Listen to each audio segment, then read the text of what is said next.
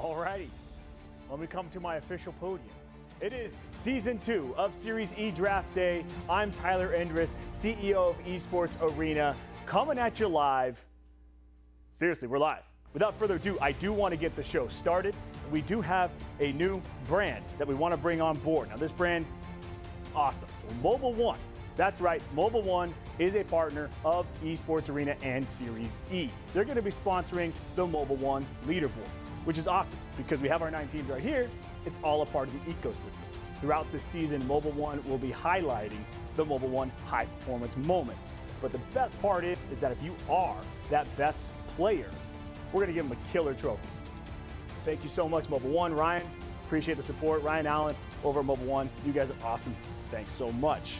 We had some really good players compete during the qualifiers. To be honest, this was actually some really exciting qualifiers. This team, one of the earlier teams that did qualify, their name's Team Pony Gang. I have in the envelope who this team is going to be. Team Pony Gang is now going to be Team Pringles, baby. That's what I'm talking about. Pringles. You know Julius Pringle yourself. Moving on to the next team, and I've got in my envelope that says Farm Boys. This is like not scripted, so like I just like open this up and I just try to do my best to like entertain. Farm Boys is now going to be Team Pop-Tarts yet again. Farmer Let's go. There you go. Exactly. Another team that is gunning for first place that I thought had a real good shot at it last season was Team Rockstar. And we're hanging out with Team Rockstar. You guys might have seen these guys before. We got Tech and Matt Pickett joining us today. How you doing? What's up, everyone? Hey, guys. Why you missed out on the interview? I mean, we missed that beautiful mug of yours, man. Instead, we got it right there. All right, so Rockstar, thank you guys so much. Honestly, actually, the Rockstar team, big shout outs to Olivia Henderson and Katie Rice with the Pepsi team. So moving on, draft day, Team Superior is the next team. You guys, Team Superior is now going to be called Team Cheez-Its, baby. Let's go! Yes, sir. Team coming up next. This is Team Rice Krispies Treats.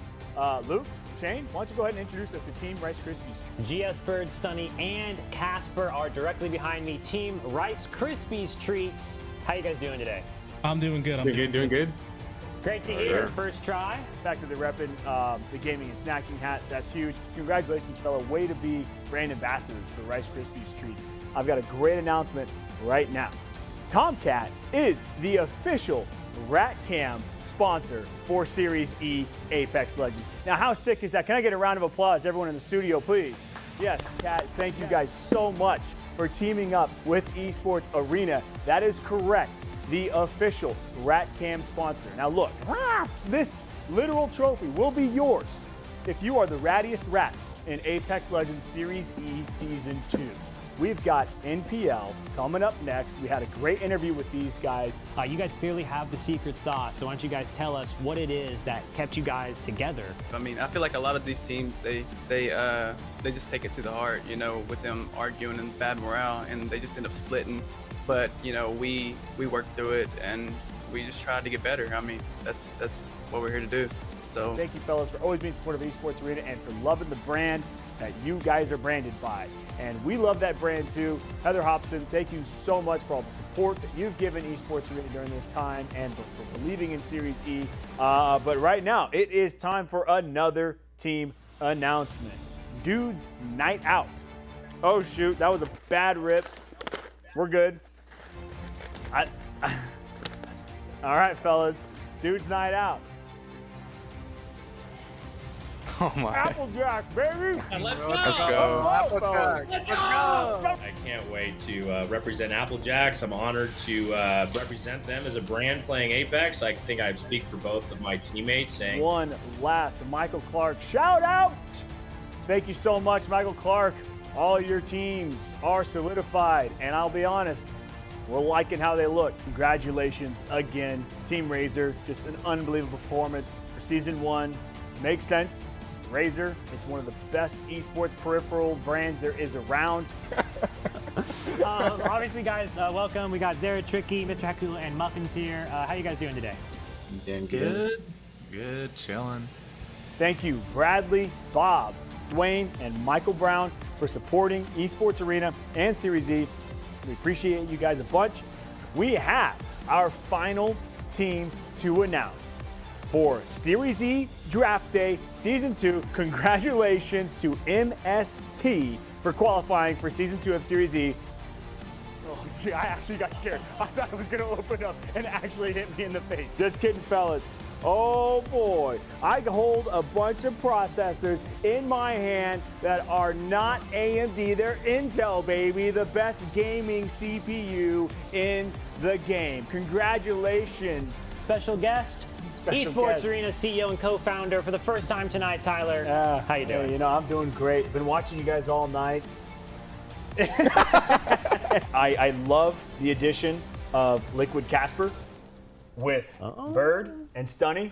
So I'm going with Rice Krispies treats for my pick of Season 2 winner, and my pick's the only one that matters. Don't let me down, boys. Rice Krispies treats are going to take home the win for Season 2 of Series E.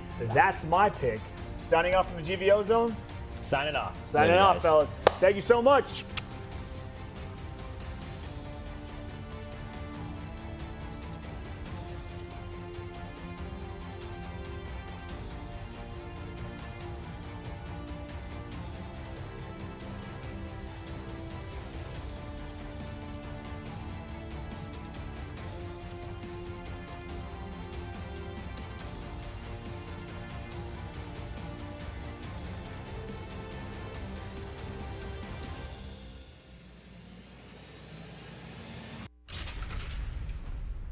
What's up?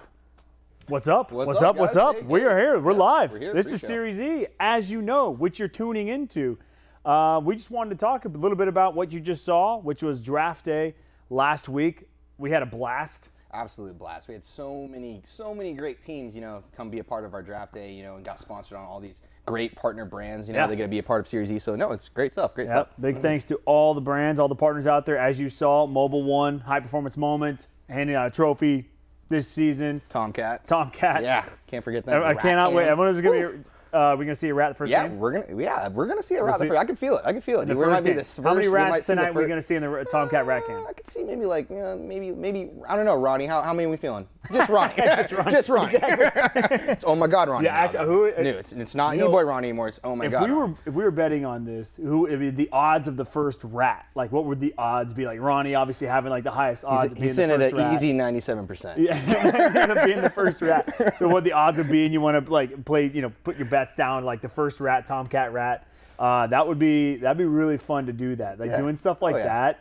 That'd be really cool. We can do that in Twitch chat, Yeah. right? I mean, they can actually do the poll. Like, who do you think the first They can. rat's going to They be? can. So That'd be yeah. fun to do. All right, Tyler, you know what to do. But speaking of bets, I mean, I really want to go into this is Muffin's first day playing under Team Razer. Team Razer, So this yeah. is a big deal. This is Razer week. The team hasn't had that Really, I much couldn't- time to practice. I couldn't tell it was Razor Week. Oh, well, speaking of Razer Week, Zeratrick, I actually have Zeratricky's mouse right here. It is the Viper Mini. So, I mean, it actually guarantees you to play better at Apex It Legends, does, period. because he was the best. He was the best. Most kills. Most right? damage. Most damage. But in Season 1. Number one team, Also, absolutely. on the side of this box is Taco, right? Ooh, the okay. famous Yep, CSGO CS. player. Literally, the first ever CSGO event that we hosted here at Esports Arena downstairs, He was here? Taco won. Okay. It was Was- Luminosity. They were Luminosity. Luminosity at the time. So, Yeah, like the Brazilian MIBR. Luminosity, yeah. Okay. And they won that event, and that was like so exciting. We also only had 60 hertz monitors, and every single player complained God. about it. Oh, That man. first ever event, 36 Counter-Strike teams. Believe it or not, and we ended before 5 o'clock in the morning on a Sunday night. That's a success in itself. If you are familiar with running Counter-Strike events, they're not fun. No, that's fun. Team Razer this week. You're right. Razer Week, obviously the inaugural Season 1 champions, swapping Mercy only out for Muffins. Is that the right call? Is it the wrong call? We're gonna find out today. We're I gonna mean, find this out is this is when we get to see what Muffins is really made out of. If this was the right decision moving forward for Team And Razer. everyone's gunning for him. Yeah, everyone's gunning for Razer this season. They said Yeah. like, oh, if I had one team to pick or go after, it would be Team Razer. They're going for the because top, they're yeah. going for that spot right there on the wall, a Season 1 champion, get the jersey enshrined, get the trophy, the gold, solid gold, black-plated Yep, you've trophy. seen it. Yeah, you've seen it. Go to Yep. Mercy Only's tweet. It's there. Trying to think of anything else we want to talk about. Series E, obviously. 6 games. We're only running 6 games only tonight. 6 games. Oh, So- aren't we banning something tonight too? Oh yeah, the heat shields, they're canceled tonight. There's an issue with people, seeing safe zones or whatnot, cheating, if you will. So we're gonna go ahead and cancel that one. So no cheating tonight, guys. You know who you are. Yeah, you know who you are. I actually had no one to call out. I didn't want to call out anyone a cheater that way. But no, that was pretty funny. And so you said 6 games. So we typically play 8 games. We had a bunch of crybabies from last season, so we moved it to 6 games. No, I'm just kidding. Shots fired. But yeah, no, it should be pretty easy for you guys now. So you toned it down to 6 games. We know it was a little bit long, and some of you guys are East Coast, so we just want to make it a little bit more accessible for you guys. So it is a bummer. We're West Coast. We just figured prime time. Want to wait till everyone gets off work, tune in, have some dinner, have some beers, have some brewskis if you're into that, or soda pops, whatever it may be. Watch Series E, hang out. That's what we do. We sit over here after work. We watch Series E all night long, have a blast. It is a ton of fun. This tonight is our first night. We got new Team Cheez-Its. We got new. Almost knew everybody except for NPL. NPL, yeah. That's the only team that is the exact same team as all the way through. But I picked Rice Krispies treats. Team Cheez-Its all Team the way. Cheez-Its all the way. We had Luke over here earlier. He was Team Intel I don't even to take the Intel, win. He's behind the camera, fist pumping. Yeah. We'll see. I think he was mad that we took Krispies and Cheez-Its first. No, That's the reason why he went to Cheez-Its. And he couldn't pick Razer first. So, all right, but I think that's going to be it. And we've got the server ready to go. And Tom and Jamerson are standing by. Will we be back for halftime? No, I think that's it for us for today. Well, we might be back for halftime. Oh, yeah, I we'll like be being on back. camera. Okay, he wants to be back for halftime. We'll see you guys at halftime. All right, Tom, Jamerson, take it away, fellas. Thanks a lot.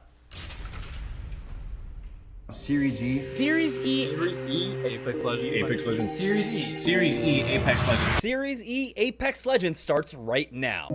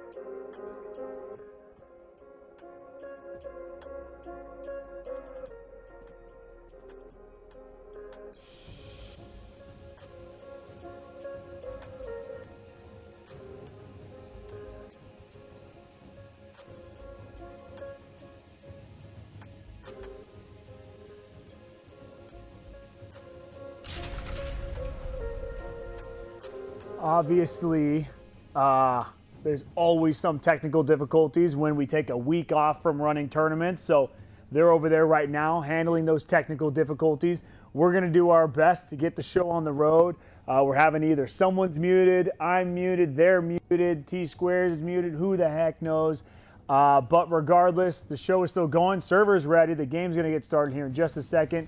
I was already yelled at for not mentioning the fact that we have a giveaway for this week. Because it's Razer week, we do have the awesome swag package from esports, or from Razer, from us, to hand out. I believe it comes with the Death Adder. Well, obviously, I don't know what it comes with. You can look online, but I do want to call out some awesome equipment and gear from Razer. The Death Adder V2 Pro. I actually currently use this mouse. I think it's pretty sick. It's wireless as well. That's an awesome feature. The battery lasts forever on this mic. I'm calling it mic because I just mic'd myself. But don't think I'm an idiot. It's a mouse. But regardless, the giveaway, I believe, follow us on Twitter, Instagram, through chat and Twitch. That's how you can enter. It is literally one of the best giveaways that we have during the stream, during seasons of Series E. So obviously, you should get involved. And even some Razer employees are wanting to enter in. I see you. Anyway, so yeah, I guess this would just be quiet time with Tyler here. Let's get comfortable as we wait out wait out the stuff. Anyway, I'll be your entertainment here. So chat, feel free to continue to get me nice, good content here. The staff is probably incredibly worried because I'm just off the cuff right now, so who the heck knows what I'm going to say. But yes, hype. There's a lot of hypes going on in chat. Series E Season 2 is going to be off the chain. ALGS this weekend, that was actually pretty cool to watch. Saw a lot of people like doing some massive numbers for people this weekend for streaming. So Apex alive and well. And I'm kind of liking where it's at right now. They got a lot of exciting content coming out, which is pretty cool. But yeah, did you know, I've just got chat right here and everyone's just doing hype. Not giving me much to work with here, chat. Oh, apparel, Esports Arena. We got some sick new apparel that's coming out, that is already out. Go to shop.esportsarena.com. You see the stuff over there. You could buy joggers. You ever heard of like Lululemon? Yeah, Lululemon sucks, okay? These joggers are way better than Lululemon. I'm currently wearing Lululemon, and they suck. Just kidding, actually. I do love Lululemon. But Champion also makes killer joggers. Those are over there. So you can wear, just have Tyler cast the match. I probably should cast the match. You're probably right. I don't know what the guns are called. I used to be a Bloodhound main back in the day. Are you going to hand me some apparel, Kyle? Or toss me some apparel? This is pretty sick. It's kind of cold weather. I know it's been heating up a bit, but this will keep you really warm at night. And the next one, this is my favorite. It's the crew neck. It's the heather gray crew neck. You've seen me wear it. If you know that I can look as good as I look in this thing, anybody can look as good. let's go MPL. I'm down. MPL, hashtag favorite team. My favorite team, that is. We also have, but the team I picked is Rice Krispies Treats. Rice Krispies Treats. The content we filmed with those guys was awesome last season. So this season, I think it's going to be pretty cool. Cheez-Its for the win is what you're saying. Yeah, they do seem pretty good. I mean, even still, what I think Shane was telling me, like MNK, got third place in ALGS this weekend. They still, they were so close to qualifying for Series. Right, this is uncomfortable. They still were pretty close to qualifying for Series E, didn't qualify. So as you guys know, Apex Legends, anything can really happen. So, but obviously if we're doing week to week, content all the time, then yes, the best players will most likely win. Do we have live gameplay that you guys would rather see, or do you guys still just want to see me? I'll find out if we have live gameplay though. But anyway, if we have live gameplay, we can just cut to the gameplay so you guys can watch the gameplay. I might, if you want me to cast it, it'd be pretty comical, that's for sure. But, we could do that if we have that. Let's see, trying to fill in. Obviously, our new, hey, Tyler, feet off the couch. I know. Yeah, that's what, this is the GVO zone, so I'm allowed to do what I want. Good vibes only zone. But I did take my feet off the couch. That was good. My own. I'm wrapping it up. I think we're good. All right, sound is set. Here we go. I think.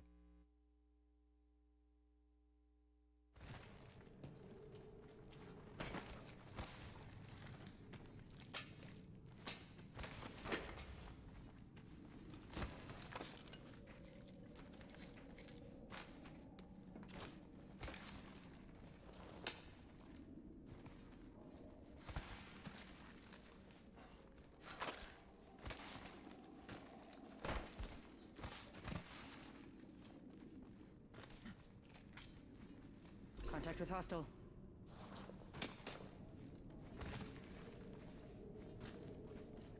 All right, we're going straight into game number 1 and joining on board with Team Razer, who are taking trials right now. And they've got some great loot already. I don't know if you guys were able to see at home, but as you can see, Hakilo is already sitting on that gold armor, and I believe they got a gold backpack over towards Muffins. So a great start for Razer, who, when they can play for the late game, they can play incredibly strong, Tom. Yeah, Trial's one of the most OP spots in the game. Surprised that it's still untouched. Guaranteed golds. Not surprised that they don't even have a gold helmet throughout all that, too. But yeah, we'll see what they do with Muffins. I like the pregame show talking about what he's going to be able to bring to the table. I think that he's got a lot of experience under his belt in terms of the shot calling. And I believe this all started because... Yeah, I mean, one of the things, like, when we talk about Muffins, just that he's been in the scene since day number 1, one of the earliest signed pros with Fnatic, along with his brother, iShiny, who is, of course, playing on Complexity. NPL getting themselves into a fight, though, over here by Hot Springs right now as Bambino is getting some decent damage off, and it looks like Rare Excellence are out. A team that we know typically that like to get aggressive and take the fights in the early game, going down early, so NPL will pick those up as we do have a small gander at what the next zone is going to be, and it looks like it is going to be pulling over here towards staging. We'll see, get a better view of it in just a moment right now. NPL still in the thick of things currently, as Bambino does have to get behind some cover for the time being as the rest of his team does join them. But it looks like they'll be happy to hold on to the bridge for now.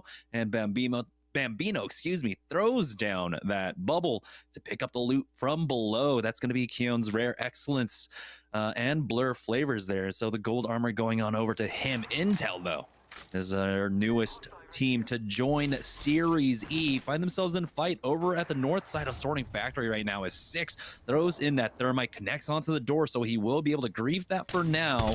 They get the scan showing off exactly where they are. 6 just trying to pre-fire that door with that charge rifle. He's still sitting on a white Evo currently. And so Team Intel, not with the best of loot right now, as Panders is trying to find a way in, Tom. hopefully my mic doesn't sound like it's from the dollar store. So it's actually not. I promise you. So we do have a little sword factory fight going on over here. 6 should be charging up. Yeah, and here it is, 6 dropping down now. They're trying to recover Panders at this point. Metro taking the fight, but no, he goes down. The bubble fight's just a bit too hard for 6, and it's going to be Team Pop-Tarts taking the team fight win. We're already down to 16 squads total here, as zone number 1 is closing on up. And Pop-Tarts, it doesn't look like they were able to pop a scan as well, but they'll have the opportunity. It looks like there is a beacon available inside Sorting Factory, but as the ring does pull away, they can pull that in. Of course, this composition, they're running the Bloodhound along with the Gibraltar, so they're already set to try and fight on the edge. They've already got some early game kills as well, so this composition paying off already, dividends for them. They haven't hit the top 15 quite yet. One more team has to go down before we start getting into placement territory, and it looks like, yeah, that's exactly what Pop-Tarts are going to do. They're going to go ahead and jump on over towards that beacon, scan that up as Team Cheez-It are taking a fight, pushing into a bubble. Rakanishu is still full health. There's a Caustic on the other side, but the nerves, you can see the damage not quite there, but Pride, he had that PK, was only able to get the knock onto Rakanishu. Team Cheez-It will survive. Now as we join on board with the Turtle Club, which is a combination of Cooler, and of course you got K Swinney on there, and Rambo playing from NA, excuse me. Rambo gets that knock, gets the instant thirst as well. Defensive bombardment has gone down. The bubble will keep them safe throughout all of that as they go for the reset and control the southwest side of the zone currently. Now on the hunt for the rest of this squad as they are setting up the crossfire, coming in from behind. K Swinney will just tank all of that as they will pick up that kill onto Pickles. So Turtle Club picking up 2 KP there. And now they're going to have to move in with the zone as we join back on board with Team Pop-Tarts. We're now over here on the southeast side of the zone. Defensive bombardment has gone down as Impulsive Dream, he's getting closer to that Beast of the Hunt. He's 30% off, but the team playing on the fence right now are completely falling back. That's going to be Stomps throwing in the defensive bombardment, coming in for the right side flank as well. He will just go ahead and rejoin his team. Going down with the scans now. They want to try and challenge this all from the same angle here as Arkstar comes in, but the third party, Lucas, has to pop that Q and get to the safety of his squad. They have to call out on this fight, and that's exactly what they're going to do. Impulsive Dream, he holds the line for the squad to just buy more time for Lucas to heal up.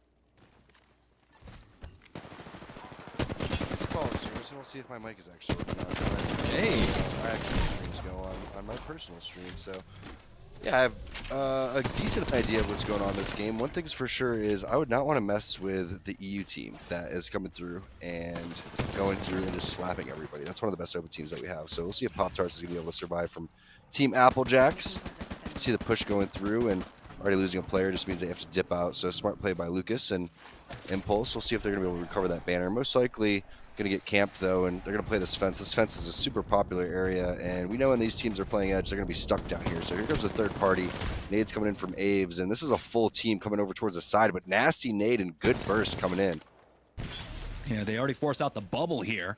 But it's going to be a full reset coming up from either side. It looks like a Nox gas grenade was tossed in, but Team Applejacks just completely back away from that one for now as Rollers has to re-heal currently. Oh boy, big damage onto one, but it's enough for Aves to find the off angle here, and it looks like quite possibly even the third party coming out now from Pop-Tarts as they get the knock onto Nacho. And so that's Team Jan, or Gan, excuse me. We're having a GIF debate here over his name now, but it will be Team Applejacks to pick all of that up, picking up the loot as well. And Pop-Tarts, we still don't know if they were able to recover that banner. That could have been an opportunity while the third party was happening to weasel their way through, but I don't think they did. They most likely just dipped out, went rotation over towards High Tree side, came through over towards Thermal Station. And if they did, that was probably the sneakiest banner grab of all time. But great job by Aves. He's playing Wraith really, really well. And there's really no worry here with just this round 2 closing and plenty of loot to go around. So Applejack's going to continue to rotate over towards the edge. We'll find out where this zone is going to get. If we can get a scan on round 4, that's going to be great. But NPL gatekeeping over towards the side. Dracos busts out the Pathfinder. I cannot wait to play Pathfinder now that low profile spawn. Yeah, they're playing Wraithless, by the way, and with that Pathfinder as well. And I just noticed that anyhow. But also, Dracos, he's been putting in work. He's got the red Evo shield early on in this game. It's just the second ring closing here, and he's already got that for himself. Might be able to swap that off with Ronnie as he is playing that triple take. He can charge that up from a distance. It's Team Cheez-It inside over in the middle of the map right now, in the middle of the zone, as they are calling it for that northwest snake ending. They've got the caustic trap set up for this as well. It's just a matter of trying to find the KP throughout all of that. Team Razer, though, still playing on the edges here. They made their way over from Trials and really just a short distance away now over here at Train. It looks like they do have a team in front of them. Might be waiting on Zera Tricky's scan, and there it is. They've got two people below them, but they are quite possibly cautious of a team that might be playing tunnel, and yeah, that is why. So they can't take a clean engagement here, Tom.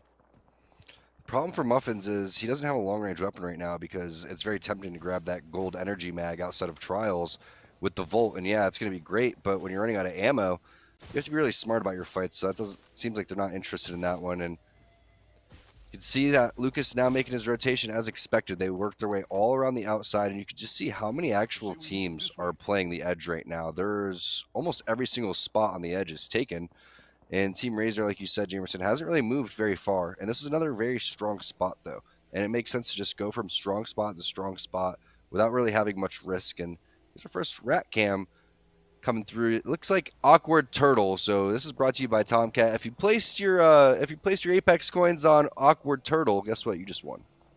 Yeah, it's kind of looking like the Chinese zodiac over here. We got turtles, we got rats, we got cats.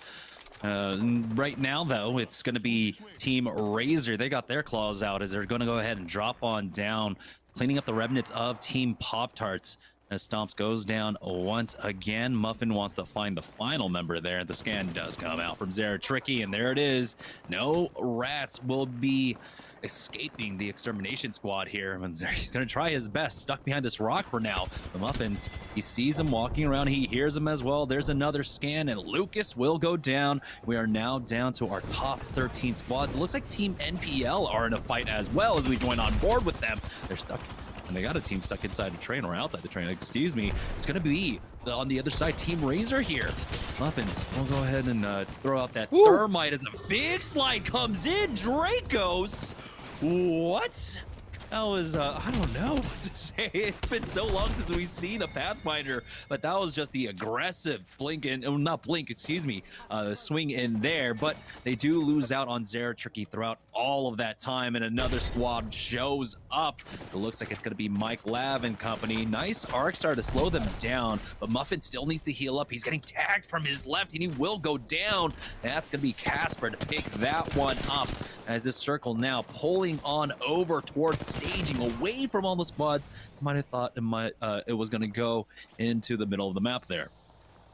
Maybe able to portal out right there, but what a job by Casper from the side. Another Pathfinder. Casper plays a very good Pathfinder as well, but just a little bit too aggressive there coming in for Nessus of Pure Life, and they didn't realize how many teams were actually in the vicinity. So when you play a good team like Team Razer, you can't really just full send like that one. Probably wasn't expecting so much damage to come in as they had the advantage, but nice job by Hakulo. Still has his portal, still has Muffin's knockdown shield and multiple armor swaps around if he wants to go and do so. But this is basically a 3-on-1 in front of him, and then another 3-on-1 over towards the side if Casper decides that he wants to get involved. Here's the full send. A lot of damage coming through originally. There's the finish from Mike Lav, and Hakulo doing the right play. Even though he does a lot of damage, it looks like he's about to take them all on. He has to dip out. Other two players coming in full shield, so looks like Muffin's not going to be able to get recovered, but you do see Hakulo is in the zone right here as this one starts to squeeze in a little bit.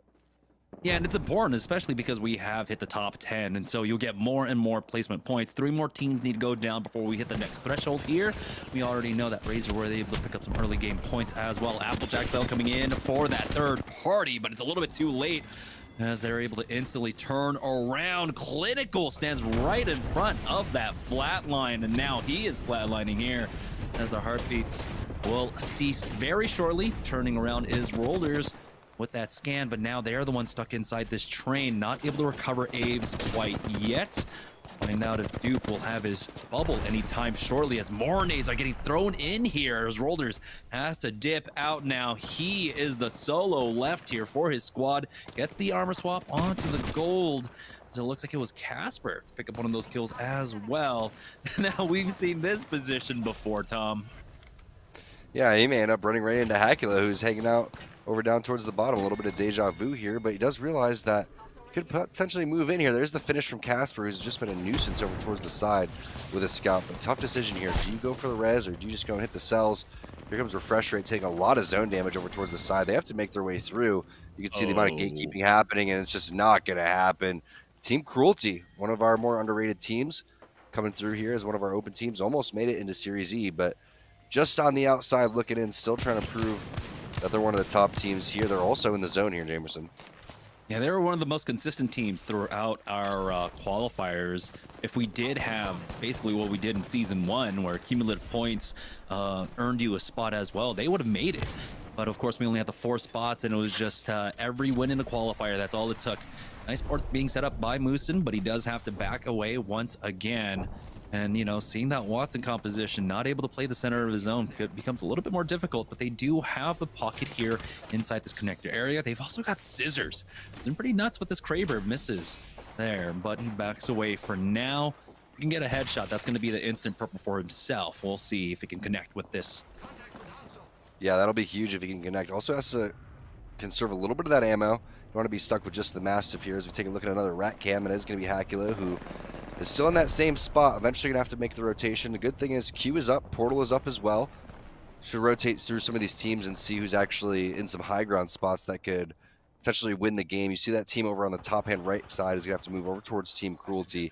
It's going to be Team Cheez-It over towards the low ground. It looks like they're going to have to make some sort of play without a Gibraltar here. This is one of those Gibby circles where you can see Jamerson. There's a lot of open area. You know, they were playing center map here. They were hoping that it went over towards Snake, but it did not. Pulled away from them, and now it's just, yeah, like you said, pulling away into the open ground. Hakula gets himself into a fight, secures top 7. With that, taking out Blueberry Smalls, but oh boy, he's got to be careful. Luckily for him, though, he's got that gold armor, so the heals should come out quicker here as we join back on board with Team Applejacks, finishing off Hakula. He only gets top 7 for his squad. We see a lot of kills for Applejacks as well. It's Team Cheez-It now trying to make their way on in. The portal has been used, but they're taking in a lot of gas as well. It is not their own here, as we do have, Team Applejacks now down to a duo. We're in our top 5.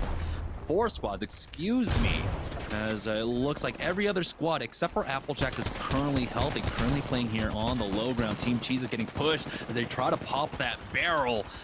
That barrel's not going to help them from the people above as Prodigy Aces starts popping that Venus kills Rakanishu to take out Aves, but Bird comes in, takes him out.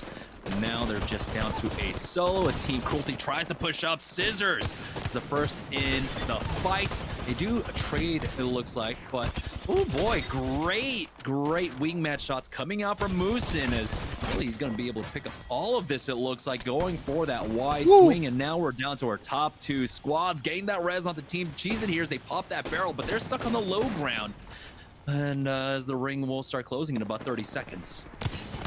Musa just carried that fight for Team Cruelty. The wingman shots are on point. Gonna have to back up, though. This is a healthy Team Cheez-It team flying in a 3v2 scenario. They know they're weak.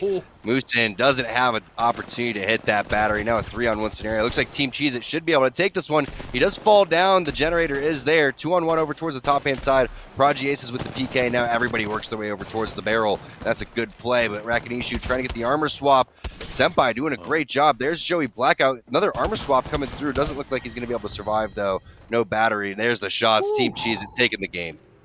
That was close. That fall off from the high ground could have ended things for Cheez-It there. As you saw, it came down to a 2v1, almost down to a 1v1 before he could rejoin that fight, but they do ultimately clutch it out. As we saw, I believe one of them, Prodigy Aces, might have had about 7 or 8 kills under his belt as well. So this might have been a monstrous game number 1 here for the first day of Series E Season 2 for Team Applejacks. We're going to go ahead and take a short break, but when we get back, we'll have game number 2 of Series E right after this.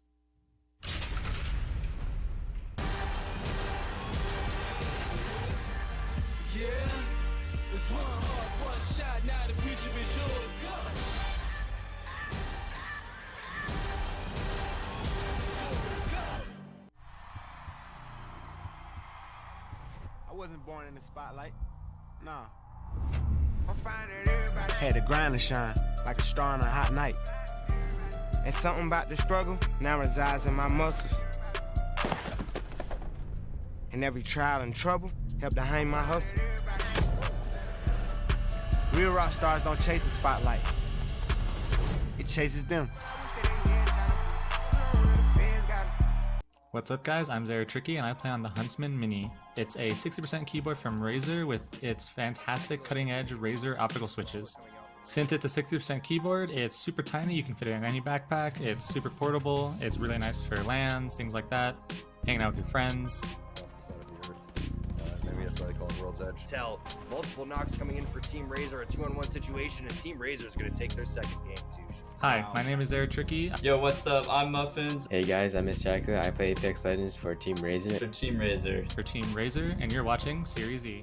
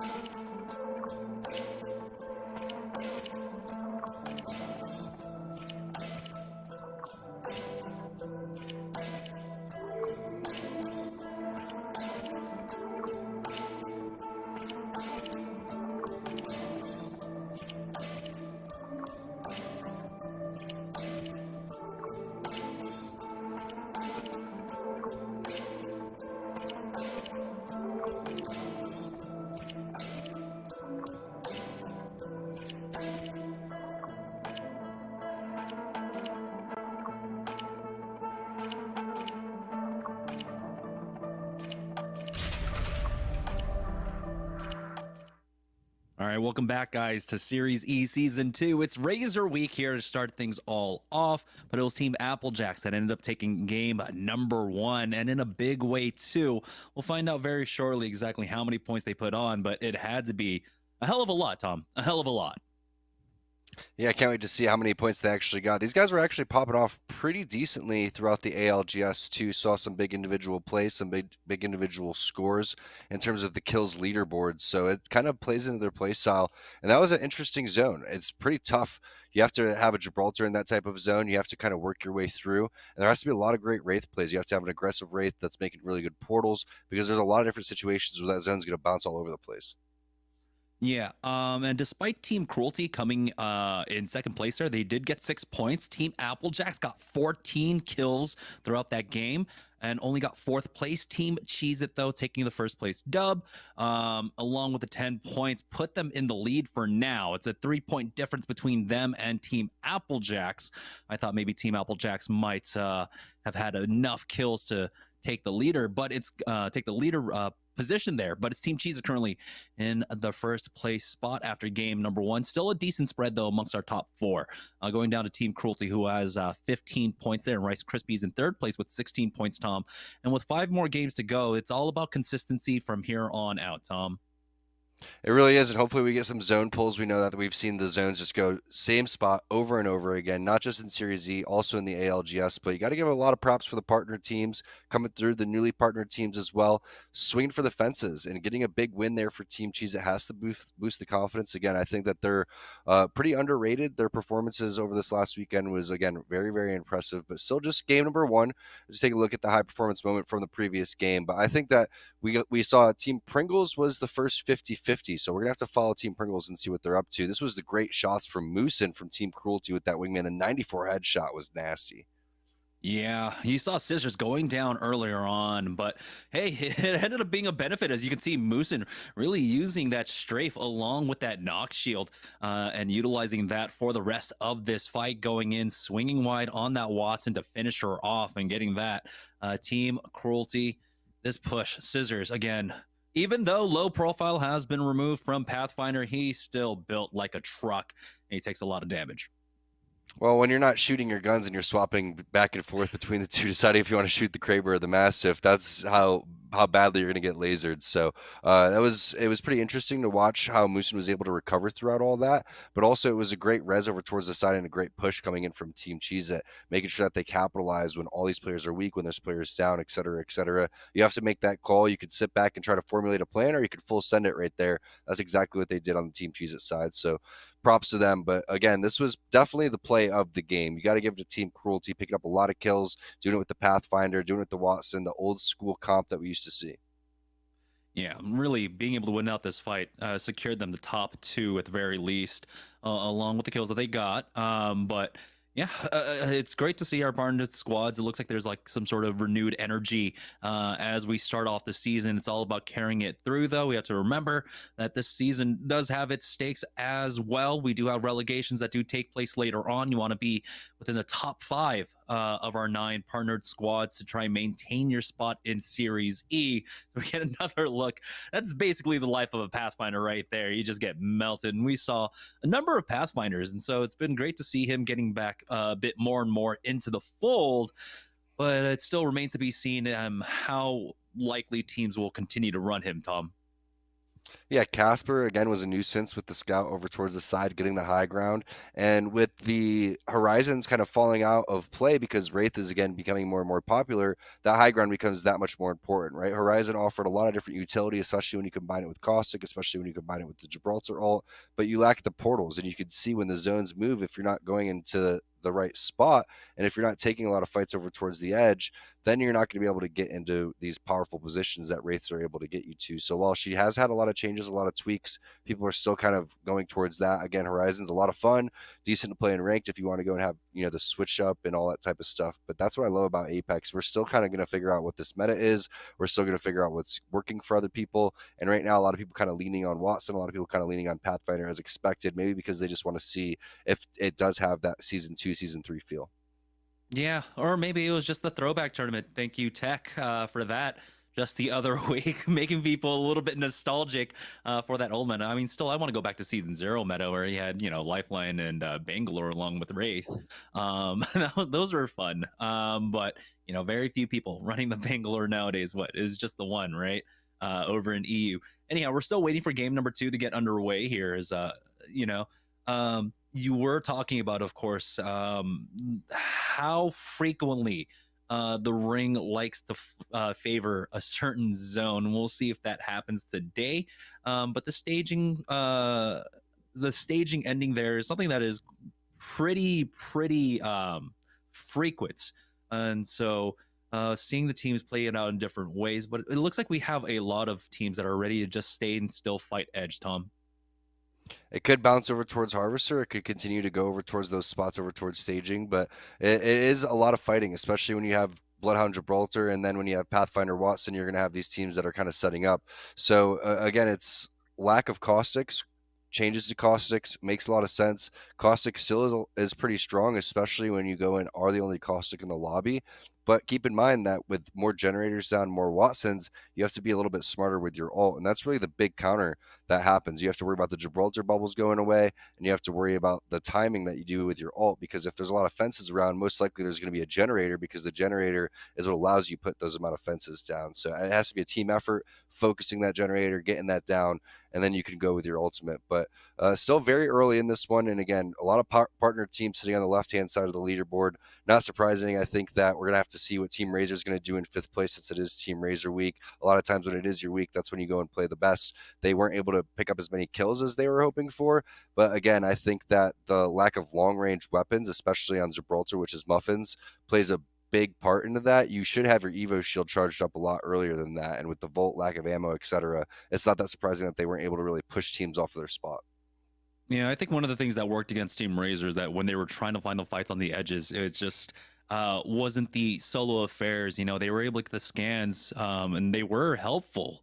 But it was just never an isolated fight for them. When they went over to train, you saw that they had a team underneath them, but they also had a team in the connector. And that's the thing when you're playing the edge compositions, about trying to navigate that entire arena where you're trying to find those isolated fights, but sometimes you're just not able to, despite the great loot that they get over at Trials. Exactly. Trials is, again, super powerful, but it has to come with the right combination of stuff. So when you're looking for the fights and not finding them, that gets a little bit frustrating, especially when it's the open day. And that's kind of what Team Razer was known for going into the previous season of Series E in Season 1. They just went around and they just, Apex Predator just preyed on all these other teams that were maybe new or their first time or weren't used to coming in through facing a team that's as aggressive as Team Razer. So we'll see where the zone shifts. We'll see where teams elect to rotate. And if there's not enough action, expect them to probably change their playstyle. Yeah, here we go, heading into game number 2 on board with Team Razer. We have a fairly even drop path here, but it is on the very eastern side of the map. So it might be a little bit difficult for them to hit Trials, and they might have to actually kind of capitulate on that and end up in Skyhook proper. We'll see, though. Muffins, Flightman, it looks like they are going to be short on Trials here, and they might have to contest up against these other squads that are coming over here to Skyhook. Oh, no. That's a good point. I mean, the flight path is absolutely brutal, and this is kind of what tournaments are about, though, is when you have to call the audible, when you have to make a different kind of play, it makes a lot of sense to go and do this. So we'll see what happens as Muffins doesn't land exactly towards the building, and now they're just kind of skedaddling and scurrying to each separate building. But Skyhook is one of those areas where there is plenty of space to go and focus on what's going on. This is so infuriating to watch for Zeratricky. Unfortunately, he's been having difficulties connecting to this lobby. It looks like he disconnected twice during their flight and just as they landed as well. But it looks like he is in. Team Cheez It, though, down over here at Lava City. They are getting challenges for now. It's Prodigy Aces with that blue armor. It's already been cracked once again, popping the cells. So that slows down this push. Joey Blackout setting up barrels for his squad just in case they try to push up. But, this is typically what we see when we have the drops over here at Lava City. It's just going to be a 50-50 split down the northern path as Team Cruelty getting themselves into a fight. It's going to be Contrist. It's a 1-for-1 exchange as Oisenpai has gone down. Scissors taking out views there. They will get the thirst onto them. That's going to be Moosin this time. Once again, Pickles, a lot of damage, has none to work with now as Contrist tries to push out. It's Vanek now left, taking out Scissors, and there it is. Team Cruelty going down. They survive, but they need to get the res, and they also need to respawn views over here at Overlook. Always nice when you're down and the respawn is right next to you and there's a couple of armor swaps coming through. So if you're able to get some good communication with your team, and if there is enough loot, if the third party does come, you're able to fight this one, especially because they're not expecting you to have double purple armors here. So see if Views is going to be able to get back up. A nice fight there from Contrist, and it's always nice to have that double armor swap towards the bottom of a building. Yeah, and being over here at Overlook, typically the third parties don't really come from Frag East or from Refinery for quite some time now. It's Team Rockstar now making their way on into the zone. Tech is playing this crypto. They've got that Watson crypto composition. Matt Pickett falling back on over to that one for now as they continue their rotations in. They do have a team underneath them, though, and so it was very important for Tech to be able to get that high ground for his squad, pinning down that one player to the fences there, getting the damage off. The Volt shots connecting, 46 onto him, forcing out that bubble now. Here's Tech throwing out the nade, but Crummy stuck behind this truck. He does get the bat off as he's gonna have to slow heal his health, though. The peek out, get the knock, and now there's only one player remaining on this squad as they will be able to take out Gordo, getting that thirst. That's going to be 2 points at the very least for Team Rockstar. Maybe one more on the board. We'll see if this last player can get away from them. They are trying to hunt them down, and it looks like, oh, full connect. King Chemist. 2-shot by the triple take, getting taken out there. So yeah, Rockstar will pick up the +3. Really nice headshot there from Tech. That's basically exactly what he had to do before that player ended up turning the corner, but fresh off the res, Fuse is going to go down. It looks like Team Pop-Tarts in the vicinity. Big, massive shots are going to connect. And that looks like a pretty easy cleanup from Team Pop-Tarts, taking down Contrist after, again, taking down Team Cruelty. Had a phenomenal game number 1. So a lot of action over towards the back of Refinery. And this is really where a lot of the fighting does happen. It's that Overlook Epicenter Refinery team. Something about that area just makes all these teams want to send on each other.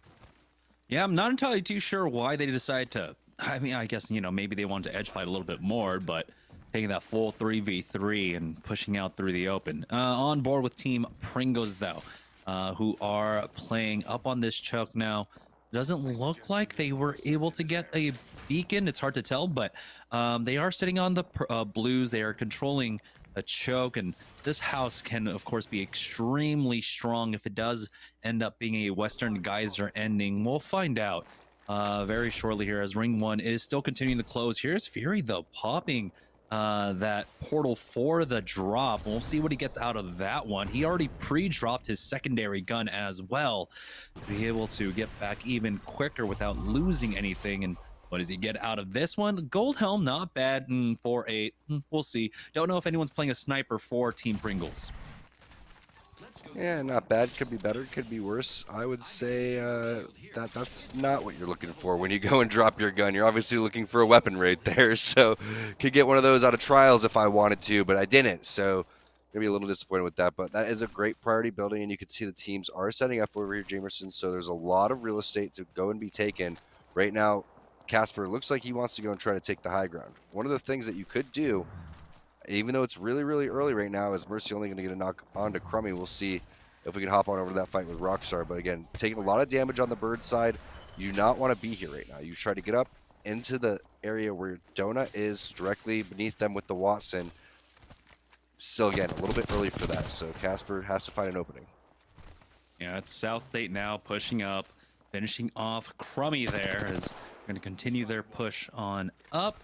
And they've got the team forced away. It's pretty far, and you know they don't need to fully commit onto this, especially when they're controlling a very strong choke for this ending, as it looked like it was going to be pulling more and more over to North, sorting possibly over to West Geyser. But yeah, this choke can be incredibly strong, and it's already paid dividends for South State as they were able to pick up a kill along with additional loot. Now, Team Pringles, you do have that squad below them for now. Haven't really been able to work on their shields quite yet, as Fury still sitting on 300 damage towards that purple Evo. Interesting to see if he wants to keep that gold helmet or give it on over. But there's the Q coming through. That's also going to be a portal. So nade in hand, but that portal does go fairly far. So the nade is going to go through, but most likely not going to connect as they go and make their way through, as that was a very, very nicely placed portal. I'm not sure what team was down there. That could still potentially be a team like, I'm not quite sure. Could have been Casper and their squad down low, but either way, Pringle's still valuing this building, which makes me feel like it should pull over here. Yeah, and we were talking about the gold helm just a moment ago, and you know, as soon as he has that portal, fully expected to go over to Tempest so he can get out some scans more and more. Presley should have his full fleet of barrels out as well. As there we go. You can see it. Yeah, we do have Prodigy Aces and Rakanishu and company over there. The only team in Geyser currently right now, it's men's 3-in-1 Shampoo, Clinical Legit, and Mike Lab. They're currently playing the north side of Sorting Factory. They've got a team inside the main building as well as the scans come out, but they have full control over this circle building, playing with this Watson, playing with the crypto as well. So a lot of utility coming out from this composition currently.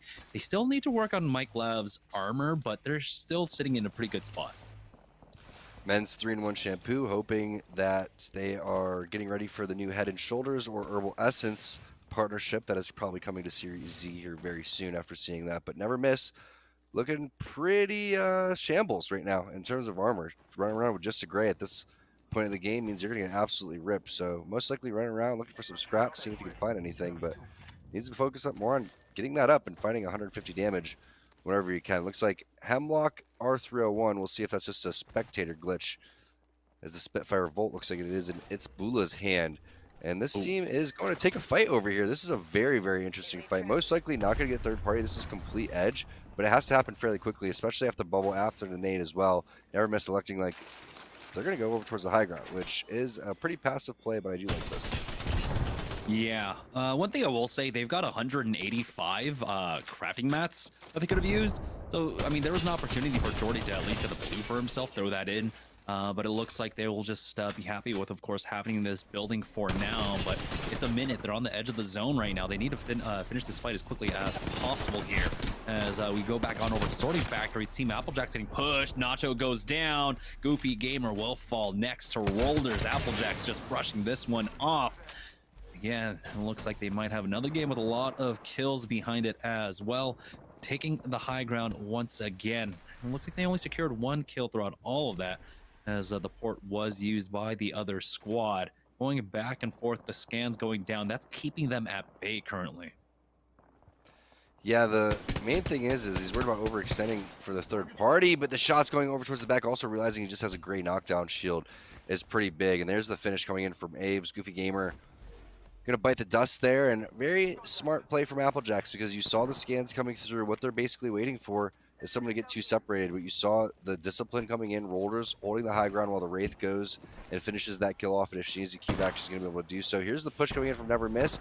I like this crawl up coming in for Ashi, but there's the scan, and he's gonna be had. The caustic barrels over towards the high ground. There goes the bubble. That means they're gonna go and infiltrate over towards this high ground area. Jordy did pop his Beast of the Hunt, but it's so tough to push into this caustic gas. Yeah, well, the damage has been nerfed. You still get slowed and can be a very big nuisance, especially giving away information. Instead, he just full tanks it, goes on through. Only does 114 before going down now. Never Miss. They are able to get a 2-for-1 peak on the other side, but this is what I'm talking about. Their fight took way too long. The ring is closing in. It's only the second ring for now, but they're taking so much damage here. Back on board with Team Applejacks. You can see this is why it was so important for them not to overextend, as they lose one. That's going to be Panders and Intel coming in to take out Aves. You can see got the triple purples on them now. They can continue this fight out. The scan comes out from the other side. The high ground, they are disconnected currently. So Team Intel can try and pick them apart as the scan comes out once again from Panders. And with that fire, allows 6 to get onto the high ground. He's going to try and swoop around. There's a climb up here that they can use, but Panders took a little bit too much damage. So 6 will back away to cover his squad. You gotta make sure to play this safely as possible, as they will be safe in the ring. And so really, they can take all the time in the world here to try and finish off the rest of this squad, as now they're taking control of the roof. Pander's one of our top fraggers over this OT number 4 that happened for the ALGS Winners Circuit. Team Razer elected to hold the jungle gym. You see the portal that went down for Haculo. This is definitely a call coming in through on Muffin's end, and you're here fairly early, so you got to be careful. Zero Tricky hitting some scans, backing these players off. They're going to be checking all these angles here. There's so many teams around, and there's not much cover, especially when you don't have a Watson here to go and try to dodge these utilities that are coming your way. Team Cheese It now with their portal play as well. Scans coming in from Rakanishu. Rakanishu played Gibraltar for Team Rockstar, coming through previously in Season 1. Now he's on the Bloodhound, coming through with some really nice scans as well. Next one coming up in 6 seconds. Has to reload. Has the Gibraltar outside the dome. That's going to be Bambino. A little bit too overextended there. Hits the big mass for 44 through the slide. Playing the bubble perfectly again. So used to that as the former Gibraltar here. And now the res coming through. Third party possibly, but Matt Pick now on the rat cam. And that was a great job finishing that fight off. You're talking about Rakanishu playing all sorts of legends, but really there he was just playing ball, breaking angles with that movement as well. He did go down, but he bought enough valuable time. And we'll see how much longer Matt Pickett can survive for. Not much longer, as he's just stuck inside. And that's why it's so hard to rat in this day and age. Fury going down there as he overextends for that kill, but hey, they're going to be able to get him behind a rock and get the res as well. Here comes the scan, though, from the squad. The houses to their northwest, a counter scan coming out from Tempest to keep them at bay, and that will allow Fury to get back into the house safely. His Q is down, but he is within the safety of his compound for now. As you can see, the ring continuing to pull on over here towards the middle area between North Sorting and Geyser for the time being. Pringle's set up here early on, and while they haven't been able to do as much damage, they find a kill here or there. They've got one purple as well. And you can see Presley is only 85 damage away from being able to get himself a purple Evo. Here comes the port out from Fury. That's to pick up probably Matt Pickett's loot there, as they moved here early on, Tom, so they need that loot. And they know that the box has a purple armor, so that's going to be a pretty nice upgrade coming through. And they're going to use all those resources, like you said, to just continue to put that caustic into the late game. If that ends directly on that platform where the rope is, it's one of the best spots that you could be for Team Pringles. Now we're missing out making the rotation. It's Blue to take so much damage. Looks like he's trying to kidnap somebody, but I don't think that's going to happen. Overextended way too much. The ring is coming through. They had to make the play, but the bubble really not going to do much besides recover the banner right there. The big gatekeep coming through. Round 3 is going to rip apart. This is South State. They know how to do this one. Nate a little bit late. Gonna have to switch on over to the Mastiff there. And that player is zooming down the hill. Jordy is gonna get knocked. That last player is gonna be in the ring throughout all that too. Bronzy gonna be on the case over towards the side. And it's a really nice job by South State. Playing the edge, just moving and gatekeeping that team out. Yeah, we saw South State. They were holding that choke for the longest time. You could see exactly why. It's Blueberry Smalls, though, get that last kill onto Jordy. As Lonely Fans, they are the team that were set up to the northwest of Team Pringles.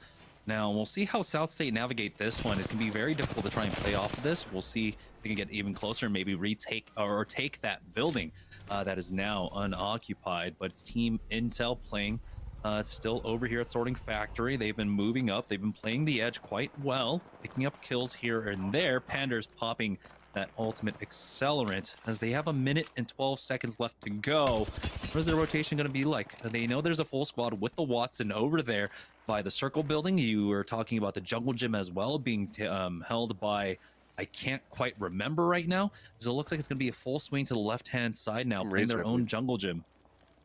I believe that was Team Razer over towards that jungle gym. I remember that Muffins, again, made that call for the portal play to come down from Hakulo. But this is where things get interesting, Jamerson. Round number 4, round number 5. Zone starts to close. All these teams that have been in their spots, the priority spots, are just in there waiting for these teams to charge so they can go and get the kills. One of those teams is Team Pop-Tarts. Impulse taking some damage over towards the side. Lucas a little bit overextended. Stomps is there for the support. So it looks like they're just going to back off and play this area.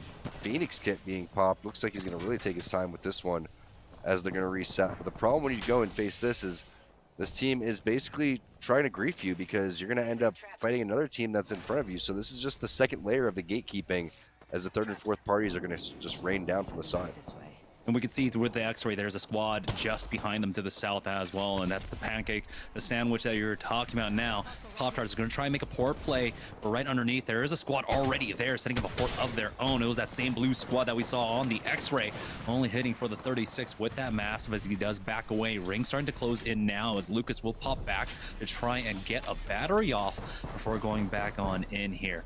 Looks like it's going to be slow heals for himself as he starts using those cells. But now the pressure is on as it looks like they are ready to make the push on out. The Beast of the Hunt has already been popped by Impulse.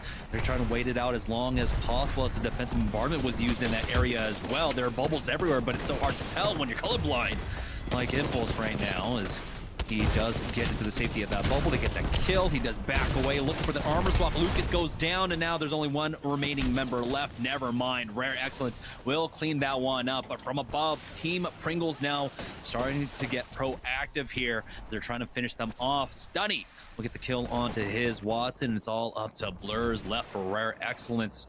As you know, they have at least secured themselves top 10, but here's Team Razer. They've got 2 purples, they've got the gold, they're still playing the jungle gym. They called the ring perfectly. Really heads up play to be able to hold this for quite some time too. It's not as easy as it looks. Oh, no. As Zara Tricky lags out temporarily, takes some damage, but he's back and looks like Blueberry Smalls is going to be taken out from Pride. Team Cheez-It still in this one as well as Joey Blackout is ripping some scout shots with that gold mag across the map. But we talked about the importance of getting this caustic to the late game, and playing this fence is a really smart play. So they're watching the platform over towards the side because that's the only spot that they can go and take damage. Meanwhile, they're looking for some free kills over towards the right if anyone wants to be over down towards that bottom hand side. A couple knocks coming in for Mercy only. Looks like he's going to get finished though. That's going to be South State going out. Rice Krispies in a little bit of a scuffle too. Stunny's down. This is the team that's been down low for a while. It's Casper, Bird, and Stunny stuck in the middle of this geyser area. not ideal situation. We'll see if Bird can get that res off. It looks like he's going for it. Yeah, and he needs to do it right now as the ring will start closing in on them. It's the gold bag res as well. So the reset will be fast as the zone starts closing in. Now Team Razer have used their bubble here as the zone starts closing in, and they are in between two teams. They got a team to their west along with, of course, that team to their east. There's Prodigy Aces and company there as they've got to be careful about which side they peek on over. Muffin taking a lot of damage as the defensive bombardment comes down to them. They just go ahead and pop into the pill to survive for the time being, but it's the full send coming out from their western squad, forcing out that bubble early on. Zara Tricky now will back away, but it's gonna be Muffins dropping down into the bubble, doing a lot of damage, but it was 6 that was able to pick that one up. Hakulo going down now. It's gonna be Team Intel taking this team fight win. Metro drops down to 1 HP as Team Cheesa coming in for the third party now. Rakanishi taking a lot of damage. He does get the knock, and now there's just one left on Team Intel.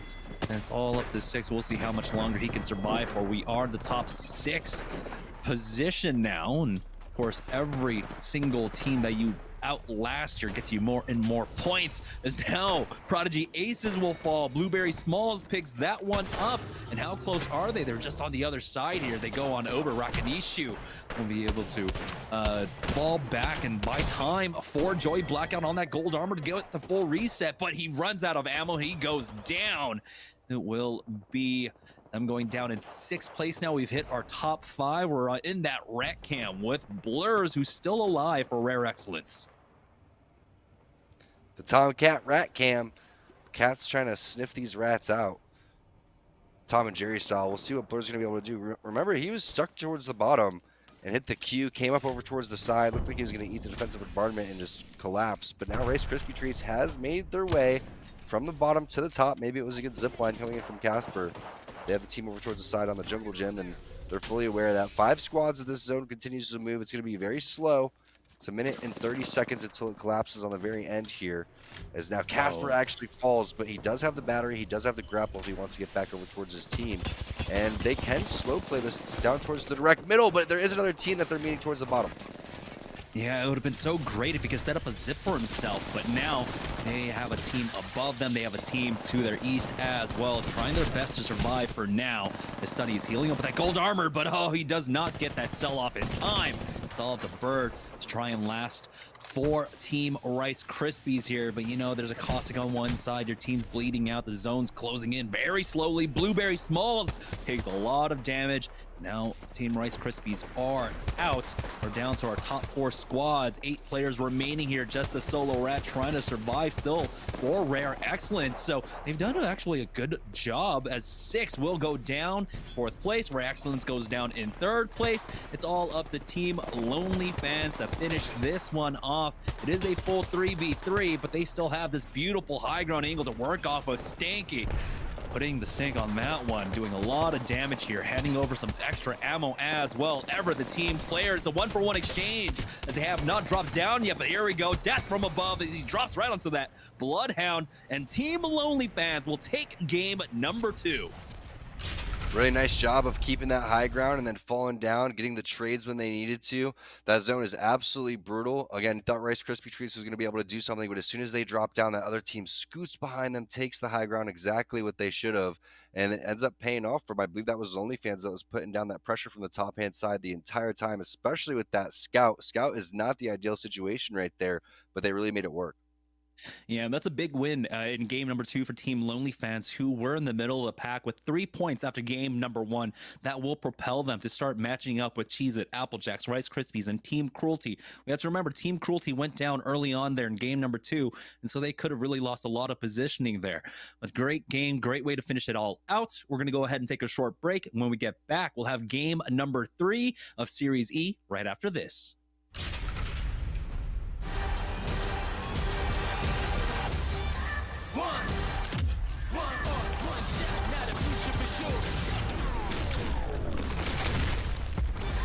Versus coming daily under pressure. Working on the plot and the scheme. The true side trademark is at the edge of your dreams. Yeah. One shot, now the future is yours.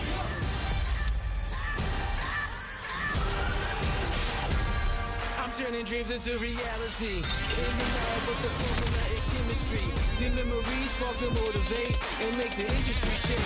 With the bars and the breaks, I'm talking one chance that was so close for the goal. It's one shot, now the future is yours. Let's go. What's up, guys? I'm Zara Tricky, and I use the Viper Mini. In the open field, and I believe there's probably there's a kid out of position right there. The Viper Mini is actually one of the best mice for fingertip grip users and claw grip users, which is actually what I am, a claw gripper. Storm was hitting him. Every time the door swings open, I'm sure that team inside is. The Viper Mini comes equipped with side grips on the mouse, and it actually comes with a new and improved cable, which is meant to make it feel wireless. If you want to hit shots like me, then you need to pick up the Razer Viper Mini.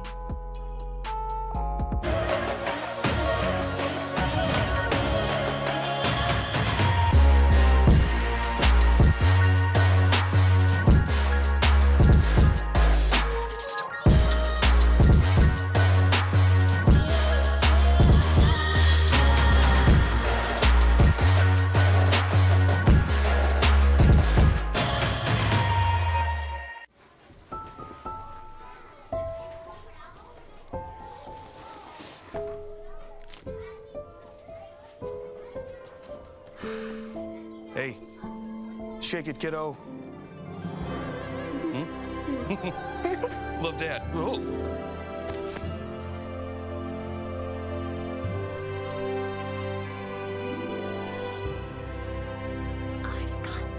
Kellogg's Rice Krispies Treats. A little love when it's needed.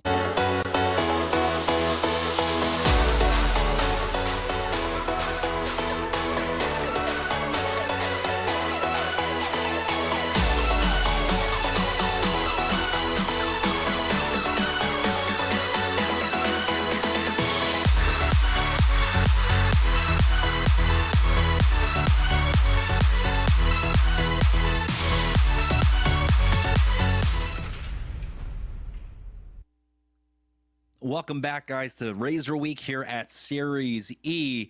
As we just had game number 2 finished up, we're getting ready for game number 3. But before we get into that, let's go ahead and take a look at the Mobile One leaderboard here. Is Team Cheez-It still maintaining their position up top with 30 points. It's Team Lonely Fans with that big win. Like I said, they had 3 points heading into game number 2. They were able to put on 25 for game number 2 to really propel themselves up into the leaderboard, now taking the second place position with 28.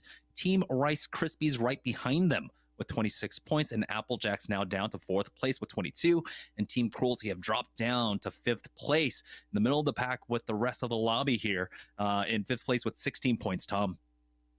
Expecting some of these teams to bounce back, especially Team Nestle Pure Life South State, who's one of our teams that qualified by getting top 3 in the playoffs. That's going to be Bronzy, Mercy Only, and his squad. We're Excellence, one of the aggressive teams that we saw. Blur Flavors and his Watson. That's a pretty decent squad too. Team Rockstar, we saw the shots coming through from Tech as we take a look at our Mobile One high performance from the previous game. Most likely going to be Lonely Fans over towards that high ground with the Scout. Yeah, Stanky really laying into it. And typically you don't see this this scope this late into the game with the 2-4 there, but he was putting in work, and this high ground position really did favor them. You saw so much damage going down across, and while one person did fall, that was Blight going down there. Ultimately, they were able to take advantage of that. The scans were beautiful coming out from Stink as well, making sure they had basically every single player on it. And again, this crossfire was just beautiful, Tom. It really was, and especially being able to hit these scans for your teammates is the most important thing. You see every single time that scan is back while the Beast of the Hunt was being popped, he was hitting it through, so they're able to see through all that caustic gas. And there's the knock for knock. Once that happens, you know that you're going to have to go and fall through as this zone does start to kind of eat you apart. Fortunately, that player not going to be looking at him. The EVA 8 is going to do some decent damage right there, and Lonely Fans making that one look easy. When you watch that in slow-mo, you just kind of see the realization on the dawn of that masked bloodhound. You can even tell through the mask. It was like, oh, there's someone behind me. But yeah, once again, beautiful shots coming up from Snake. But yeah, Blight, they're on the low ground. Did a lot for the squad. I mean, you were talking about it, the knock for knock there, and he drops down, and really that crossfire drew a lot of attention away from this high ground angle for Lonely Fans to really pick them apart. And then you saw the full send coming out from them. Both the the remaining players for Team Lonely Fans dropping down at the same time, full committing onto the call. And that's really what it takes here in high-level competitive Apex Legends. You need to be able to commit to the calls and really do that on a moment's notice. And fortunately for Team Cheez-It, they still have a little bit of a lead too. So we'll see if they can keep that pace up. Didn't completely drop the ball in that game, but I think Team Rice Krispie Treats is one of the teams that you got to watch out for. We saw Casper and what he's able to do, kind of weasel their way through and get back over towards the high ground after being stuck over towards the middle. Got to be impressed with Team Razer's rotation, and you thought that sitting over towards the jungle gym, they were going to get a lot more out of their positioning. But that's back-to-back games where they've kind of fallen short, and I'm expecting, again, them to kind of bounce back too. So we'll see if teams like Team Cheez-It, Lonely Fans, and Rice Krispie Treats can keep the heat on, or if some of these other teams that are sitting outside the top 3 can catch up. Yeah, we do have to talk about Team Razer's rotation there, because that was pretty impressive. We were talking about at the beginning of game number 2, the flight path, and how it really did not favor the Skyhook teams. They weren't able to get their trials loot as quickly as they would had liked to, so they were very delayed on their rotate, but they had the center zone with that comp, and I wish we could have seen exactly how they rotated in, but they were able to get there and get control that jungle gym. Unfortunate for them, it was just a mad cluster of squads there on the south side coming through Sorting Factory, and they just could not be the ultimate kings of the hill on that jungle gym. And you're not seeing, I believe it's Team Rockstar make it to the end game, because these EMPs would be absolutely brutal. So if we're in a spot where Tech could get in position with the drone and hit scans over and over again, you can expect a big game from them. That's one thing that could really counter a lot of this lobby. Again, when you're the only legend being played in the lobby, a lot of times that does end up favoring you. So we do have, I believe, one Horizon that's being played on Rare Excellence. And then you obviously have Tech, who is that tried and true crypto, who's always been using that. As we take a look at what Team Cheez-It's doing, first place team making their way over towards Lava City, and I'm pretty sure they were getting 50-50'd and continued to get 50-50'd in this game. Yeah, you can see there is someone right underneath them. Last time around, it was that split, the western-eastern split of Lava City, but for Rakanishu, he's going to go ahead and pop that beacon for us first, and we'll be able to take a look at the map in just a moment as well. This time around, the flight path going north, south to north once again, but fairly down the middle of the line. So that's going to be Team Razer able to get that trials loot early on, as we have another staging ending, Tom. Staging thermal could end in the middle, could be that high ground ending. We'll end up finding out very shortly, but I do want to see Joey Blackout try to get an armor here. Otherwise, they're not going to end up taking this fight. But I love that Rakanishu has the presence of mind to go over towards that beacon, get the scan super early. It's always really nice when you get that really easy flight path, too, as they're trying to make their way over from the high ground and cut this team off over towards the middle. And doesn't look like any major fighting happening quite yet. It's been pretty chill. This is probably going to be the first action that we see over towards this lava side if they end up fighting. Yeah, surprisingly enough, he doesn't actually swap off that for an alternator there, and they do have full roof control. They have slight high ground up against that squad. Joey Blackout finally gets that white armor for himself. He's got an ultimate accelerant. If he can pop one more, he will have that early on. It's Team Intel that is challenging them over here for now. Get that golden cargo butt. We'll find out exactly what they get out of that shortly, but with the addition of the more golden equipment now in the game, you're not getting as much value just because of all the 4 additional max put into the pool of gold loot. Intel currently sitting on 2 white armors and 1 blue to the 2 blue of Team Cheez-It, but it looks like it's going to be a full just they're running away from this one. They're not going to take this fight until they back away. Team Intel not letting them get away for free, as Panders is still chasing behind them on this Bloodhound. He isn't even full health quite yet, but he's still tracking them for the time being. Yeah, it looks like they're trying to disengage on the Cheez-It side, but they're trying to engage on the Intel side, and a lot of times it does end up being the team that ends up being a little bit more confident. There's the initial push, there's the initial shots coming through. You also have a fight happening with Moosin and his team, as Team Cruelty is in a little bit of a skirmish. 2 skirmishes happening at the same time, not too surprising. That's typically what happens, but this is a full-on fight as the bubbles are going to go down. Caustic gas is going to happen for Joey Blackout too. He's going to start to push in there, maybe try to get another barrel in if he's able to. And now the disengage becomes the counter engage, as it looks like a 2-on-1 situation. Will Six be able to get out of this one? Prodigy Aces with the shot. Rakanishu is there as well. And a little bit of a debate there and some disrespect from Team Cheez-It on the Team Intel. Yeah, they just did not have the right intel. I don't know if they were able to see the double blues as well, but it's Team Rockstar now making their way through Train, currently getting that first knock onto Chemist, though. This is the fight we saw Train for them in game number 2 as well, as Seiko will go down. There's another +3 for them, as Tech barely survived that one, but they do get that team fight win. They win out here, and they continue their move on over. Tech popping that Q early on. Here's Team Razer, though, doing what they should be, of course, which is just getting all the loot that he can. But, you know, Trials really hasn't been as great as we've seen in the past for them. We've only been seeing 1 gold armor in the last 2 games with whatever other golden equipment they get. Here's Team Pop-Tarts, though, chasing after Team Cruelty now, as Scissors has already gone down and been thirsted off, as Stomps drops down to the low. Will be able to finish off Moose and Flowers. So Team Cruelty, the strong start in game number 1, but here get wiped in game number 3. Now it's Applejacks, though, making a push onto the bridge. Defensive bombardment has been used. Aves holding the angle, allowing Rollers to try to swing on in. Port has been utilized by the squad, but now they're back themselves into that cliff over towards the fences here. And Applejacks will slow play this for now. Port out from Aves, as it looks like they're going to disengage from this one and make their way on over towards Harvester. Yeah, because that fight's going to last too long. They know they're going to get third-partied, so they're making their way through.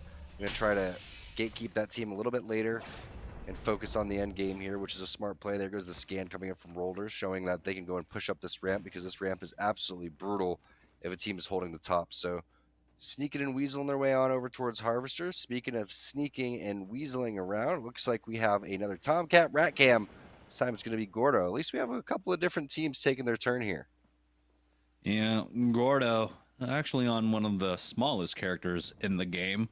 So not really living up to the name, but we'll see how much longer he can survive for, just right out in the open. This isn't your typical rat spot. Usually you try to find some sort of hole, some sort of cover, but he doesn't want to make a peep, doesn't even want to move through the water there, as he's just stuck for now. If he can survive one more squad getting wiped, he at least gets his squad 1 placement points. And we'll see how much longer he survives. Or, oh, there's the scan. Pop the Q. Get out, as he starts to run on over towards Hot Springs. But how much longer can he survive for? Oh, the team fire's too good. NPL will be able to pick that one up.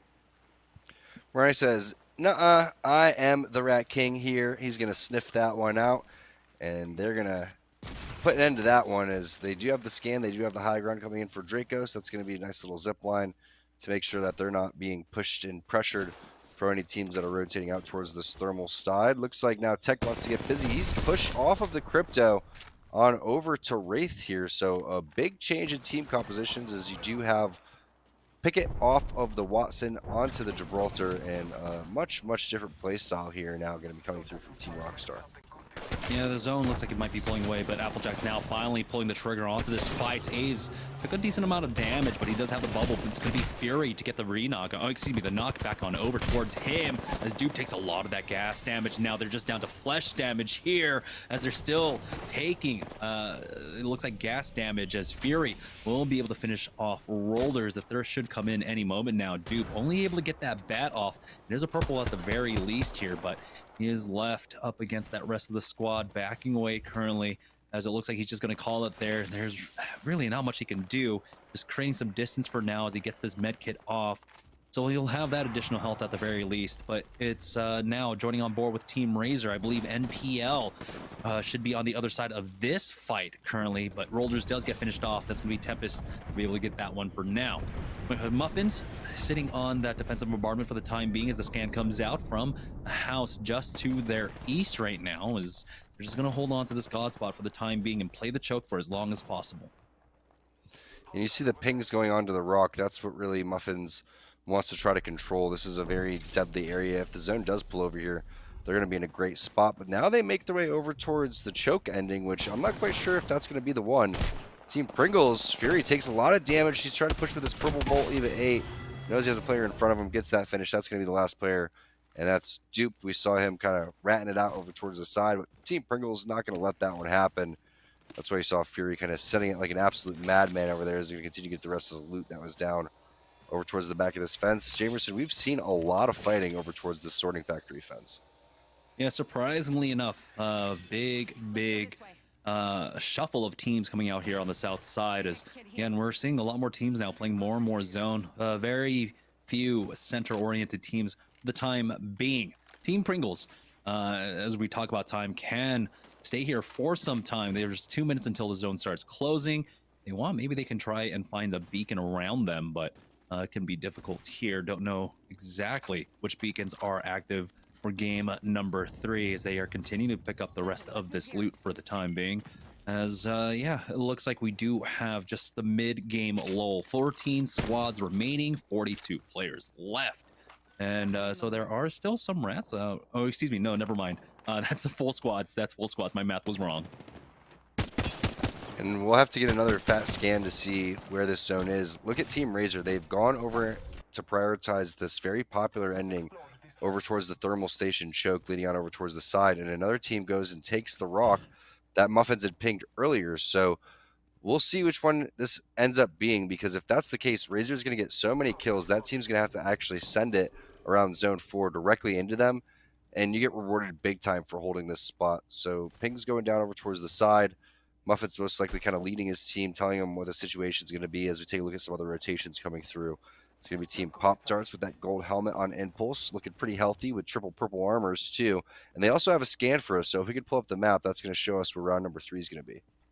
Yeah, so North Thermal. So playing those chokes can be incredibly strong, but Razer, they don't have that information. Even though they had that platform beacon, they never actually were able to get that recon information for themselves currently. As Stomps climbs around that Watson fence, this could be an excellent lurk, and they start making their way on over. EMP comes out though, so it looks like they were spotted, and it looks like it connects onto all 3 members of Pop-Tarts. But we know they got a big team fight win. They were able to pick up a lot of utility along with heals there. So now they're controlling their own choke, but you need to deal with this squad that have this high ground position who will be a thorn in their side. And so with this high ground take coming out from Stomps along with Impulse, I'm going to try and full send this one. The Wraith has queued on back and a lot of nades are being tossed on over. Stomps has cover to work with as he pops this bat. The Beast of the Hunt goes down as well for Impulse. Here we go. Air burst in. Does that Watson have her trap down? Looks like Team Pop-Tarts is just going to go ahead and back away for this one and start playing the train platform instead. It's already a 50-50 fight, and you already know they have the Watson with the generator, so a lot of the counters to what you're trying to do end up being a problem. So they do take the right play and get out, because you could end up getting third party throughout all that too. Nades coming in from Crummy. Looks like there is no Watson generator up there. Can he connect on another one? No hit markers there. Does have a player over towards the side that Tech is going to be hunting down. Pickett's going to be hitting the battery as well. That's just going to be a portal. There goes the stick. That's going to be on a Catrice, who was down as well. And he doesn't get back over towards the portal. Will they take this portal and get aggressive for this 2-on-3? Yeah, it is a 2v3, but it's going to be a little difficult because, never mind, Tech just is going to go ahead and full send and take the port on in with the EVA 8. Dishes out so much damage because that knock onto Views, and Pickles will go down next. Rockstar finally find the fight over here at Train once again. That's going to be 2 team fights that they take over here. So Team Rockstar have been doing a great job now of really changing up the game plan. They were going for that very center zone oriented composition, but now they're playing the edge here and it's working out for them, Tom. Yeah, and Tech with the Wraith and a little bit of a different play style as Pickett's going to be able to get more aggressive with the controller and play that defensive bombardment, Gibraltar shield kind of anchor style that I feel like he's really kind of made for overall, but very confident play to go through that portal. I felt like Pickett was a little bit out of position right there if they wanted to go and send that one. It looks like they're going to elect to go through the train tunnel. They have the heals for this one. The Q going to be popped. Just zone number 2 here, so not going to do a ton of damage, but they realize that this is a much more unpredictable route, and it's going to be a little bit easier for them to make their way through, as it was Nestle Pure Life, who now could be gate capped over towards the side by Team Razer.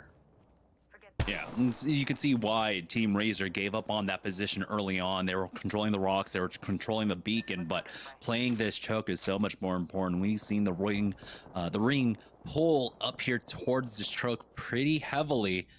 But right now, no team currently have that information, but they're still playing this for the time being. NPL laying in wait, and we know how aggressive they can get. Acula doing a great job of just keeping an eye on it for now.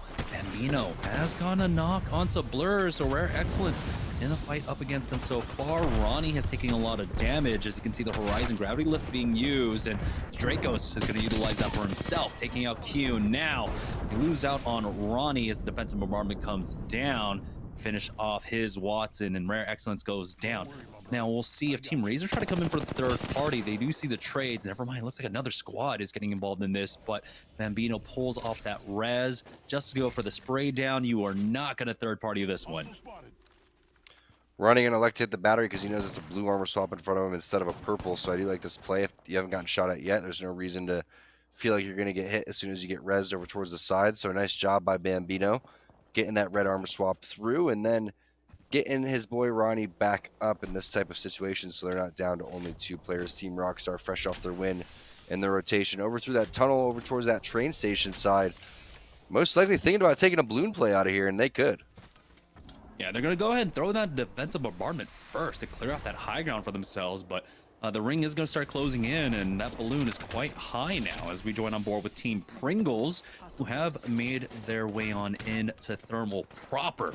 They have some cover to work with, but they're getting shot at from multiple angles now as they're starting to close the distance on one team for now.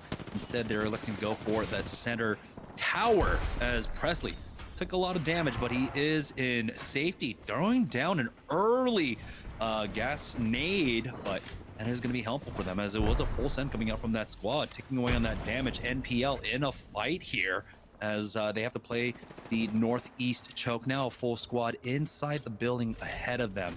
It looks like NPL might be able to just take an isolated fight here. It's men's 3-in-1 shampoo. They need to brush off the dandruff, but it looks like no one is going to be contesting them on the high ground here. They were able to force that away. Mike Lav has that high ground angle. Here comes the EMP as it goes down on top of them, but the port now will be utilized so they can try and really apply some pressure onto them, but it's a Caustic on the other side. Mike Lav doesn't like the look of things, will back away here as he needs to heal up now, and that squad will be able to back away safely. Legit, never mind, decides he's going to go ahead and push for the low, or he might have actually just accidentally walked into the port. I think you realize I'm just a lonely Watson. I can't go through and push this by myself as that fight finally goes down with Nestle Pure Life, and they actually go down. So our winners from game number 2, that's going to be Lonely Fans picking them apart and picking up the loot along the way. It's going to be an armor swap with an armor drop coming in. Nice teamwork coming in from Blueberry Smalls, helping his teammate through, and he's just dooming through this loot box. Make sure that he's ready as they do value the Scout Mastiff combination. We saw what they were doing with it in the previous game. You also see how long they've been there. Blight with a ton of barrels if this fight was to advance over towards them. So a lot of good zoning power coming in from Lonely Fans. Well, you don't have much area to work with from Nestle Pure Life. But now with 50 seconds left and a long way to rotate, Lonely Fans finds themselves in a pretty difficult situation here. Yeah, and they only have one commit for this rotate at this point as well, as we have a better idea of where the ring is. Pop-Tart's in a fight, though. They've already lost out on Impulse. The bubble fighting, though, coming out huge for Lucas with the help of Stomps, able to get the kill on to Bronzy. So South State on the other side of this one. As the bubble does go down, Lucas is taking damage from that caustic gas, and it's so much damage.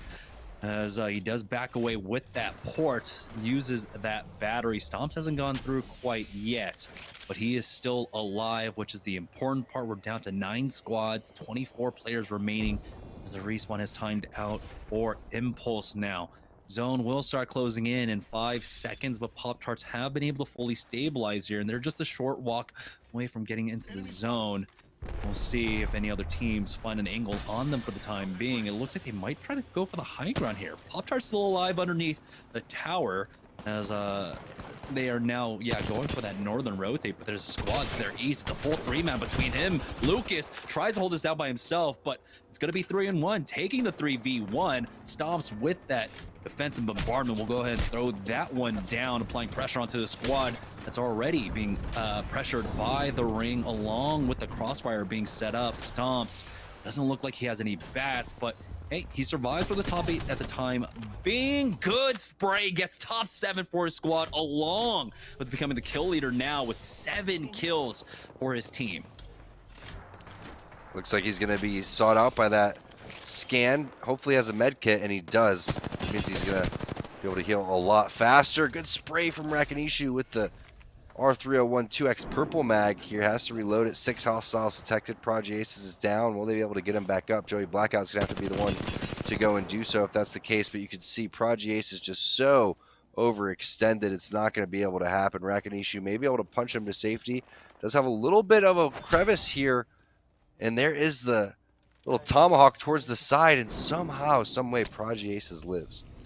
It was that ever-looming threat of the other squad in the area, and so they could not overpeak, overextend for that, and allows Prodigy Aces to survive for the time being. And Team Cheese It now in such an excellent position. Joey Blackout will be the MVP for the squad very shortly here as Turtle Club now making their push on in. They lose one out. Nasty going down. K-Swinny will be the next one to fall, but Rambo is still up, and this man is an absolute nutter now in this 1v1. Oh boy, there's a red Evo in front of him now as he tries to push up. He's only got the R301 and the Volt, but it's enough for him as he does secure top 6 for his squad along with those kills. But it's Team Razer coming down from the choke now as they will continue to slide down here. Now they might be the first point of contact to try and take on Team Cheese It. So this is the tough spot for Team Cheese It. This is where everyone starts to coexist right on that platform where your building is. People are going to be along the side. People are going to be on the outside of your building, and people are going to try to take the bottom or the roof right here, as Team Razer is going to be one of those teams. They are going to get the knock onto Awkward Turtle. They're going to try to play this little gully right here inside of where this lava is, and the yellow, I guess, whatever those are, tubes. So it's a tough spot. Once this bubble goes away, a lot of focus is going to be on them, and that's why Zara Tricky realizes this situation, and he's going to have to move up because there's going to be a lot of different angles they're going to be able to get taken. So maybe some scans, and that's how you got to do it. You got to move to the outside of these crates, force this team inside the building, because once they start to pop out, that's when everyone else is going to start to infiltrate. Stomps was able to secure top 4 for his squad, and now we are down to our top 3. It's a 3v3v3, and Team Razer, unfortunately, sitting on 2 blues now. All those armor swaps, that's what they ended up with in the shuffle. We still have a minute before this slow ring starts closing in. And while they are in the center of the zone, you know, this building can be incredibly strong. They don't have anything to really do to try and counteract the caustic that's inside for Team Pringles as well as Team Cheese It. We'll see how the barrels affect this next engagement. Yeah, the barrels are huge, and this is exactly how you play this one. One team on the bottom, one team on the top, and then a team on the outside. It's surprising that we don't have more teams actually alive in this zone. This is where you take the high ground for Team Pringles and you make this 3-layer cake right here. And it's up to Presley. It really is. He has to land something big here. Fury's not going to have his portal as this one's going to go and close. And then you just have Team Razer during Razer Week waiting in the wings for these two teams possibly to go and duke it out. So like we said, as soon as one of these teams peaks, that's when the other team is going to go and just collapse immediately. You want to be the last team in here, and technically Team Razer is the closest to where the zone is going to actually end. And Presley is doing a great job of controlling both of these exits right now with those barrels, popping them early on. You can see the ticking damage going through as the full swing comes out, but oh, the damage, the humanity as Presley gets the spray down onto Joey Blackout. Pringles have not lost a member quite yet, and so they still have all 3 up, and it might not be time for Razer to pull the trigger quite yet. Hagula is trying to get in position to try and take advantage of anything happening here. Muffins, though, with the crossfire to try and buy some time for Hagula, try to find that opening. We're now down to a 3v3v2 as Team Pringles really wants to get rid of the squad underneath them. Rakinishu will be the next one to fall. It's all up to Prodigy Aces for that squad to try and survive, but Razer doing an excellent job of understanding that they have priority on the zone. Hagula backs away with that Q. Valuable cooldown for the time being, but as things get close, he pulls out that Mastiff. Prodigy Aces gets the kill as he does get finished off, and that's going to allow Team Razer to come in with the 3v2. The bubble has been utilized as well. Here comes a full swing on in, but they turn around. Now it's a 3v1, full swinging on the final member. Team Razer took a little while, but they finally get their win here in game number 3.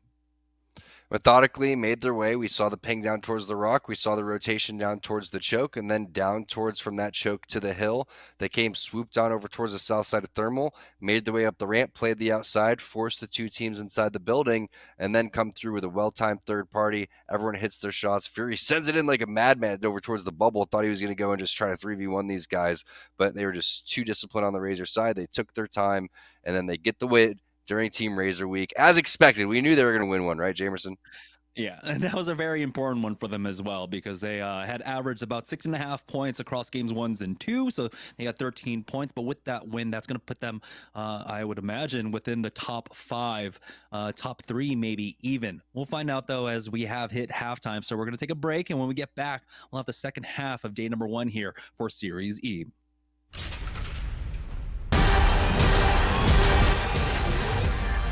Yeah, it's one heart, one shot, now the future is yours.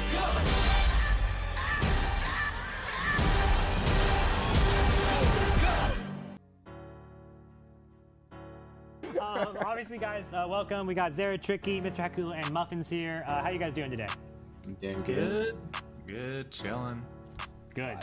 That's what we like to hear. So you guys are the champions of Season 1, obviously with the addition of Muffins instead of Mercy only. I just want to start it off strong. Zara, this question's for you. How did you feel with Season 1? Do you feel like, your team, you grew as a team overall and you made some necessarily adjustments moving into Season 2? Just kind of talk me through how, Season 1 went and how, you guys made those roster changes and are getting ready for Season 2. Yeah, Season 1 was, it was a good time. Mercy's a great guy. We love Mercy. Honestly, shout out to Mercy, great teammate. But yeah, we decided because we grew a lot overall just in Season 1 in general, and also just like outside of that, like in Apex, like ALGS, things like that. We did really well in it was the Autumn Circuit, I think, and we decided that maybe we can find teammates because since we've like established ourselves as better players, people will want to play with us. Maybe we can find better teams, just to see what's out there for us. So we split. Mercy's on a team, we're on a team, and we ended up with Muffins. The one and only. Well, there you go. Hey, you gotta love it, Hi, my name is Eric Tricky. Yo, what's up? I'm Muffins. Hey guys, I'm Mr. Ackley. I play Apex Legends for Team Razer. For Team Razer. For Team Razer, and you're watching Series E.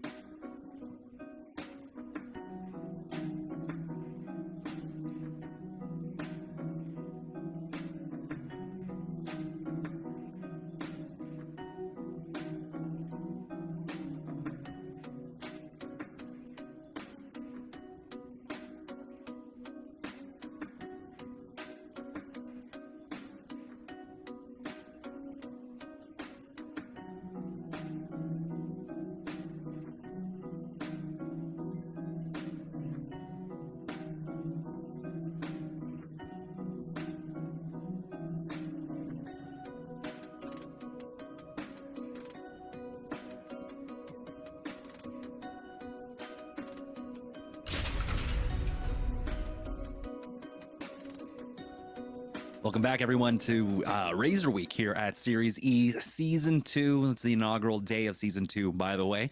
And we have hit the halfway mark. We got 3 more games left to go. I'm Jimerson, joined once again by Tom T Squared Taylor. And Tom, let's go ahead and take a look at the Mobile One leaderboard to see how that win in game number 3 helped out Team Razer. It looked like pretty massively, as now they are in 3rd place, only 8 points behind Team Cheez-It. And Zeratricky would like to point out that he is lagging, and they still won the game. So we're going to need Team Razer to start creating an ISP so Zeratricky isn't lagging. All for it. Put it in the chat. Honestly, with how companies have been really producing some amazing products, I wouldn't be surprised if we got like a VPN from like Razer or like some of these other companies. But you know, if you want some of their amazing products, right now we are of course doing giveaways for Razer Week. So I bet you guys are all already spamming ! giveaway for Team Razer. Give them your energy, currently sitting in 3rd place with 32 points. And now let's go ahead and take a look at the Mobile One high performance moment of match number 3. As it was just an excellent finishing. As you can see, these teams that were stacked up on top of each other, Team Pringles, Team Cheez-It, really having to deal with the fact that it's 2 causing teams fighting it out, and Team Razer are just looking on, laughing at them. Yeah, pay attention to how Hakulo safely maneuvers his way to under the building, but stays within Q range of his team, while the rest of the players just take little head glitches here and there, and all the focus is obviously on those doors. And it's pretty easy once the fight starts to happen in front of you for Team Razer. This is what they're kind of built for, and they put themselves in this position for a reason. They know if they force these 2 teams in front of each other and on top of one another, then they could come through and hit with the 3rd party. So there's the Q back for Hakulo, and everything should be fairly safe. He even has time to hit a battery if he wants, but instead has all this information, has players in front of him that he knows he's just ADSing. There's the easy finish. There's the easy armor swap. Just a gray armor, however, it doesn't really matter as the rest of these players are going to push in this 2v3. They already see one player on the ground. Makes it fairly easy for Team Razer to execute. Yeah, and you know, they can kind of also thank Prodigy Ace is there as that final remaining member in the third place team. He got a knock for them. That gave them the man advantage. It was the 3v2 for Team Razer to finish this one all off, and they got the dub in that one. Checking real quickly to see how many points they actually got in that game. They had 7 kills, so they got 19 points off of the back of that one. There's a huge game for them, really propelling them now within the top 3 with 3 more games to go. This kind of consistency is really good. So again, you know, they're running a composition that can survive, of course, on the edge. But when it comes down to the macro play, we know that Muffins has the experience to really make a lot of these calls.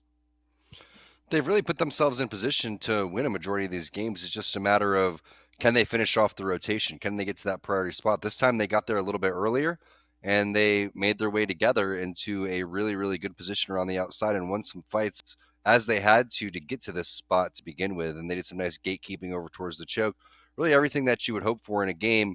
Obviously, when you have these thermal station zones, it's kind of hard to pick up a lot of kills, right? Unless things just go absolutely bonkers and you're fighting over towards the edge a lot. It doesn't seem to be that way. It seems like there's edge fighting happening here and there, but there's some early 50-50s we see that's going on with Team Intel and Cheez-It over towards Lava City. Once that happened, there's been a kind of snowball situation of fights, and we end up getting around like 15, 14 teams. That's not typical of what happens. Maybe a little bit towards like Game 5 and Game 6. It's a little bit slower, so it wasn't that hard. There wasn't that much resistance for Team Razer to make the rotation from Trials Skyhook all the way over here and get there for pretty quickly.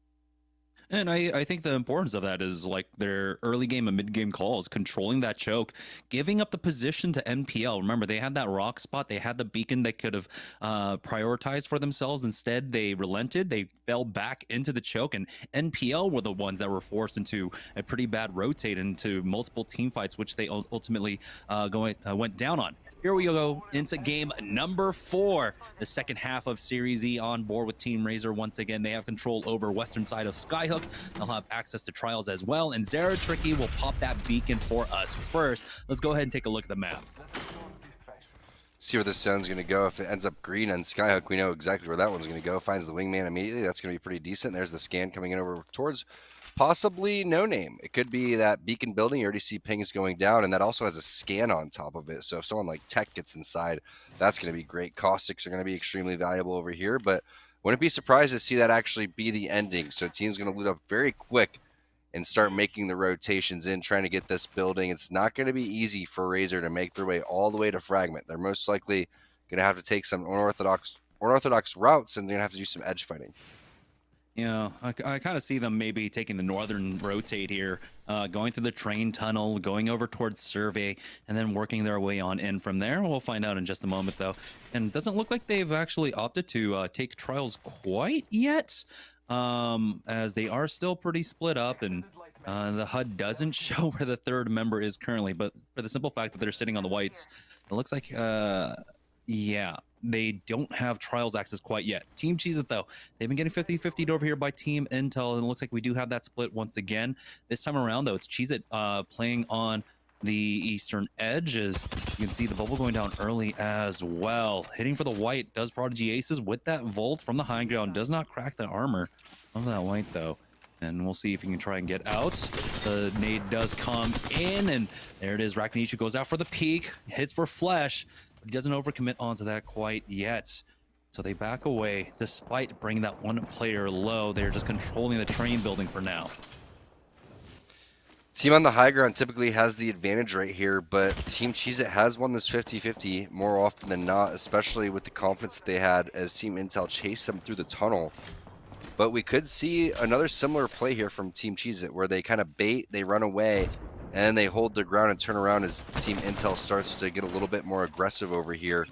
Looks like they do have the knock right now onto 6. Metro and Panda is going to have to do their best to hold them off. Not quite sure when Metro's bubble is going to come up. Once that happens, that's when you could bait the res and force these guys out. In the open, big Thermite is going to connect. You also have the Arc Star coming in from behind, but that's a 75 ticket damage just from one nade. That means Team Cheez-It should be able to push up just a little bit. They're still playing this cautiously, though, but they have an excellent crossfire. As you can see, one on the right, one on the left, and then shooting straight up the guts. You got Rakinishu now coming in for the flank, gets that knock onto Metro, and it's all up to Panders. Left in a 1v3 while he does have that purple Evo. It's still a 1v3, and they are pinching him off, and there it is, the sandwich to finish him. He almost gets the knock onto the Wraith, but it's just a matter of time here. With only 10 HP left, he falls, and Team Intel lose again here on the 50-50. Team Cheez-It, you know, they're happy with that one, especially seeing as how close the ring actually is to them. If I'm 6, I'm calling an audible here after losing these fights. Team Intel too skilled of a team to be taking these 50-50s against a team like Cheez-It that's hot right now. And while these teams are very familiar with fighting over towards Lava City, Team Cheez-It is getting the better of them. And even with the situation where Team Cheez-It looks like they don't want to push and looks like Team Intel wants to get aggressive, it doesn't matter. They still hold the confidence that they need to go and win that fight. Now, this isn't something that we're too surprised to see. Team Rockstar and Tech making their rotation through the train. Yeah, this might be the same squad for the 4th game in a row to take this fight for the time being. But hey, they've got triple purples. Matt Pickett currently needs to find some heals as Crummy gets cracked himself. And they are disconnected from him. He does have the bat at the very least, as Matt Pickett will go ahead and take the high ground now. And with that Gibraltar here on the high, we'll see if that's going to be enough of a crossfire. But no, it looks like it's going to be a disengage from the other side, unless it's a third party coming in. As we do have the port now being popped by Tech. This one's a little far. We'll see how close he can get with it. He still has 30% left. It looks like he does actually get right on top of them now. He does hit for the purple, for the gold, but it's good damage. And that crossfire coming out from Crummy, who still has that high ground angle for himself, forces out that bubble. They're still in the middle of nowhere. One knock onto Bird. Now they smell blood in the water. Want to finish this one off, but the third party doing a lot to them at this point as another scan comes out, and here we go, dropping down onto low. Almost gets that knock, but he has to back away as Rockstar once again just trying to buy some more time here. But no, Tech says he needs these kills. He will go ahead and start pushing up. The scan comes out. They've got the knock below them. They can secure that at the very least, and they will. Is it Team Rockstar or is it Team Flatline right now? Because they're going in with this weapon. Will they have enough heavy ammo to go around is the question, as Tech is doing some serious work. Crummy gets fairly aggressive on these players that are going to be down. This is going to be Bird, and whoever's behind that knockdown shield, that should be the rest of Rice Krispie Treats, and it is. Casper going to go down. This was a very well-timed third party coming through for Team Rockstar, but look at Pop-Tarts in shambles as Stomps is trying to find Lucas's banner. They were in such a great spot, but all hell really breaking loose. This is where we expect the zone to end. If we saw the scan that happened right in the beginning of the game coming in for Rakadishu, we prioritize this building right here over towards the right-hand side. Oh boy. We do have Turtle Club coming in. They were able to get the knock and the kill onto Crummy. So the third party successful here as Nasky picks that one up. And we have be able to swap off onto the gold armor as well. And now we have Team Rockstar on the ropes. I actually have to try and take the ropes to get away to the other train. Here is South State now making their push, but the caustic gas makes that first floor inaccessible to them, slowing down this push. And really, with every squad trying to make their way on in, this is very valuable time for the squad inside, hoping for the third party to try and stop this push, as Mercy only tries to find the angle through the window, but he himself takes a lot of damage. Scan comes out from Bronzy there, but you know, they're all still up there as a 3-man on the second story, Tom. I don't think this is a spot I'd be hanging out in very much longer if I'm South State. This fight is taking way too long. It's in a very important building over towards the side as Nasty's going to get the finish onto Tech.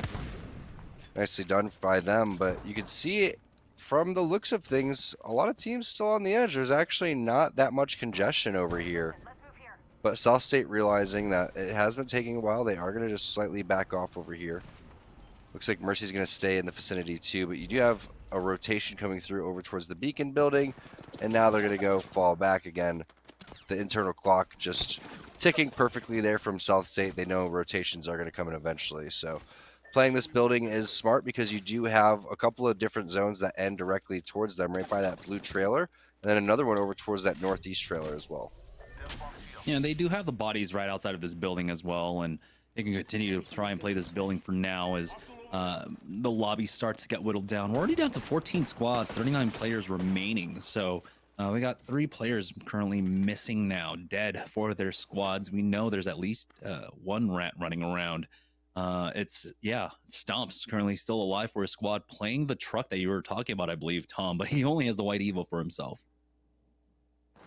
This could be an ending here if he had the full team. He's like, guys, why didn't you just follow me? We'd be in the perfect spot right now, as it looks like Turtle Club wants to get aggressive, but Nasky eats tons of damage, has the gold armor, falls back as they did get infiltrated inside, but it's Dracos that goes down first as Nasky hits a quick sell with the gold armor and then bounces right back. Rambo hits the battery over towards the side. Nasky gets inside the building and heals. Ronnie goes down as well. There's the finish coming in from K Swinney anytime now as he just gives a little juke and jive. And then 1 player remains on Nestle Pure Life squad. Some shots being ripped across. Coming in with the single fire flatline, I believe. Or no, it's just a little press there from the flatline. Nicely done. Coming in from Turtle Club. Aggressive play from Nasky, but it worked out. Yeah, it might be Taco Tuesday, but it was Nacho who ended up getting that kill, I believe. But Turtle Club, they're not happy with that one. That's a kill point they didn't get, and so now they are on the hunt here. Arcstar's coming into the high ground. That's going to buy them actually a little bit of space just to get up here for absolutely free. Oh boy, Team Lonely Fans taking on South State. It looks like they've already lost out on 2 as Turtle Club continue this push now over at Harvesters. The bubbles has been forced out from either side. Thermite going down as well inside, but they don't care. They push right on in. The EVA 8 doing some decent damage as Nasky has to back off. He does have that gold armor, but he pops the bat instead as Rambo holds the angle for himself and his squad. Nasky is right back into the thick of things here as he gets the knock with that Spitfire, and then he does go down. That's going to be a 1-for-1, but Nacho will fall next, and now this 2v1 case when he pushes by himself, he still has that flatline, has the EVA 8, will be able to finish that one off, and now they need to recover Nasky as he does pull out the armor for him as well. Turtle Club saying, Awkward Turtle, sorry man, you're not on the team. We are going to take you out. Team Cheese It now. Making their way over towards where South State was and going to hit the scans. No hostiles is something that you do like to see. Looks like they are trying to take over this area with all these different armor swaps. I do like the spot. We've talked about it. We don't know exactly where this one is going to end, but No Name is a great position to be in right now, especially with Joey Blackout, how you continue to try to hold these buildings as the caustic. With the armor swaps, there's really nothing to worry about. Look at this. 3 blues sitting up over towards the top. Barrels being placed in the correct spot. Coming in from Joey. Good time scan coming in from Rakanishu. And now, finally, after round 2 is closing, teams starting to make their way over towards No Name. Yeah, and Team Cheesa, despite taking that 50-50 because the ring was so close, they're able to just get a really good spot in the center of the zone now as they're just trying to control some of the roof. The time being, Rakanishu can climb up to get a better vantage point and decides to just back away here as round 2 is closing and 30 more seconds for that. But currently we have 12 squads remaining, 33 players left. So still 3 players missing. So we know we do have that one rat that stops running around for Team Pop-Tarts. There's one team running around as a duo currently. Team Razer finally getting the loot that they were looking for. It looks like over at Trials. We got the double gold along with the purple onto Muffins here. But oh my god, the hell happened to Hakulo? Bubble coming out instantly. He does pop that bat and he survives for the time being, but barely with 1 HP, and going to use that defensive bombardment to back away as well. The bubble has been used on the other side as Hakulo is forced to use that Q. That was mid medkit. He had to cancel that one, so they need to buy some more time here as Muffins pops it back for himself again, cancels the medkit to go for the peak for his squad, but Zera Tricky still goes down as Mr. Hakulo tries to get aggressive with that massive out now in the bubble. He only has about 25 HP, and Muffins has almost none himself as well as they will go down. Applejacks went out that fight, but to what end as we have Turtle Club coming in for the third party. K-Swinny picking up 2 there, and it's all up to A's, but he will fall. Rambo, Turtle Club coming up with a huge game so far. 10 squads remaining, and it feels like they've already wiped up half the lobby. This is the most momentum we've seen out of any team so far. Hopefully we don't hit it with the caster. Jinx as Rambo gets hit with the PK. The bubble going to go down. Defensive bombardment is well timed for Nasky. Can he get the res? No gold bag, but does hit the fast res inside the bubble here. Can Rambo get the heals off? Looks like he's going to dip out, but no. Bronzies from South State is in the vicinity. Nasky trying to rip them apart, but I don't think it's going to be able to happen here in this 2-on-3 situation. You have Pride Kuma taking a really nice angle. That PK hitting differently there as Nasky just the last guy alive. Looks like he's going to be finished off. Then he's second there in case when he was able to get up, but looks like they should be able to finish this one off on the South State side. So while we did see tons of momentum coming out from the Turtle Club, they get shut down as the 3rd, 4th, 5th party started to come. Yeah, and now South State controlling the choke here to the south. They have one player at the very least down there. That was K-Swinny getting thirsted. And Stomps has stayed alive. He's hit top 9, but I believe he needs to survive 2 more squads at the very least to pick up more placement points for his team.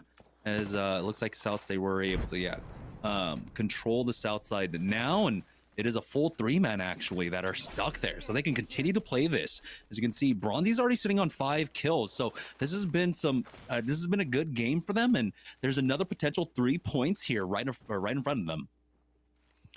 This is a huge gatekeep. It's so important to not take initial burst coming up over towards the side. Only a 5-shot wingman, 6-shot wingman, excuse me. The gold mag, there it is. 9 shots now for Bronzy, as this team is going to push up. Black Hole is going to be there. Great bubble there. Is going to buy Bronzy some time to possibly heal. There goes the Thermite over towards the side as well. Both nades going to connect. Are the shots going to hit, though? Just a 45. Bronzy still needs to heal instead of healing.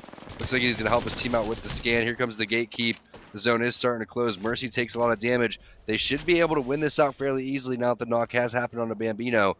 But it looks like they're putting up a really good fight. This hill is not easy to make their way up of, and they're seeing it right now as Nestle Pure Life goes down. Great job baiting and switching from South State. 3 more kills, and the extra placement points coming in very soon. Yeah, and that was just some great utility usage coming out from Bronzy, controlling both sides of that fight.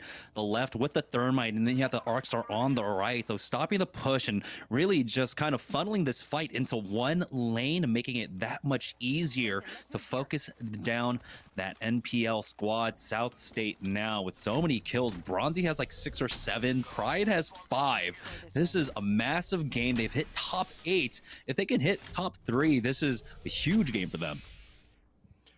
They have their eyes set on the win, though, because a lot of action should be, again, over towards No Name. So now that they've cleared out this choke, they've cleared out a majority of this area, they should be able to just slowly but surely make their way in, because you can see what's going on inside here.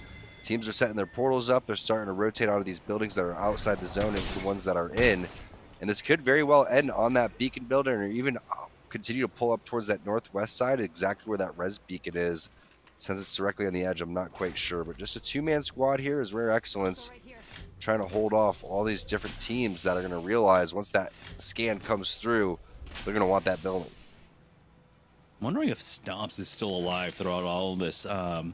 We haven't had our Tomcat rat cam quite yet, but we should in just a moment check in with the other squads here as we're coming down to the final moments of this game very shortly. Yeah, Stomps is still alive, has upgraded to a purple armor, still playing over here at Frag East, ratting this one out completely as, oh boy, South State are here. They are the exterminators? No, it looks like they'll play this a little bit more cautiously, and I agree with this. With 20 seconds left to go, really can't give up this position.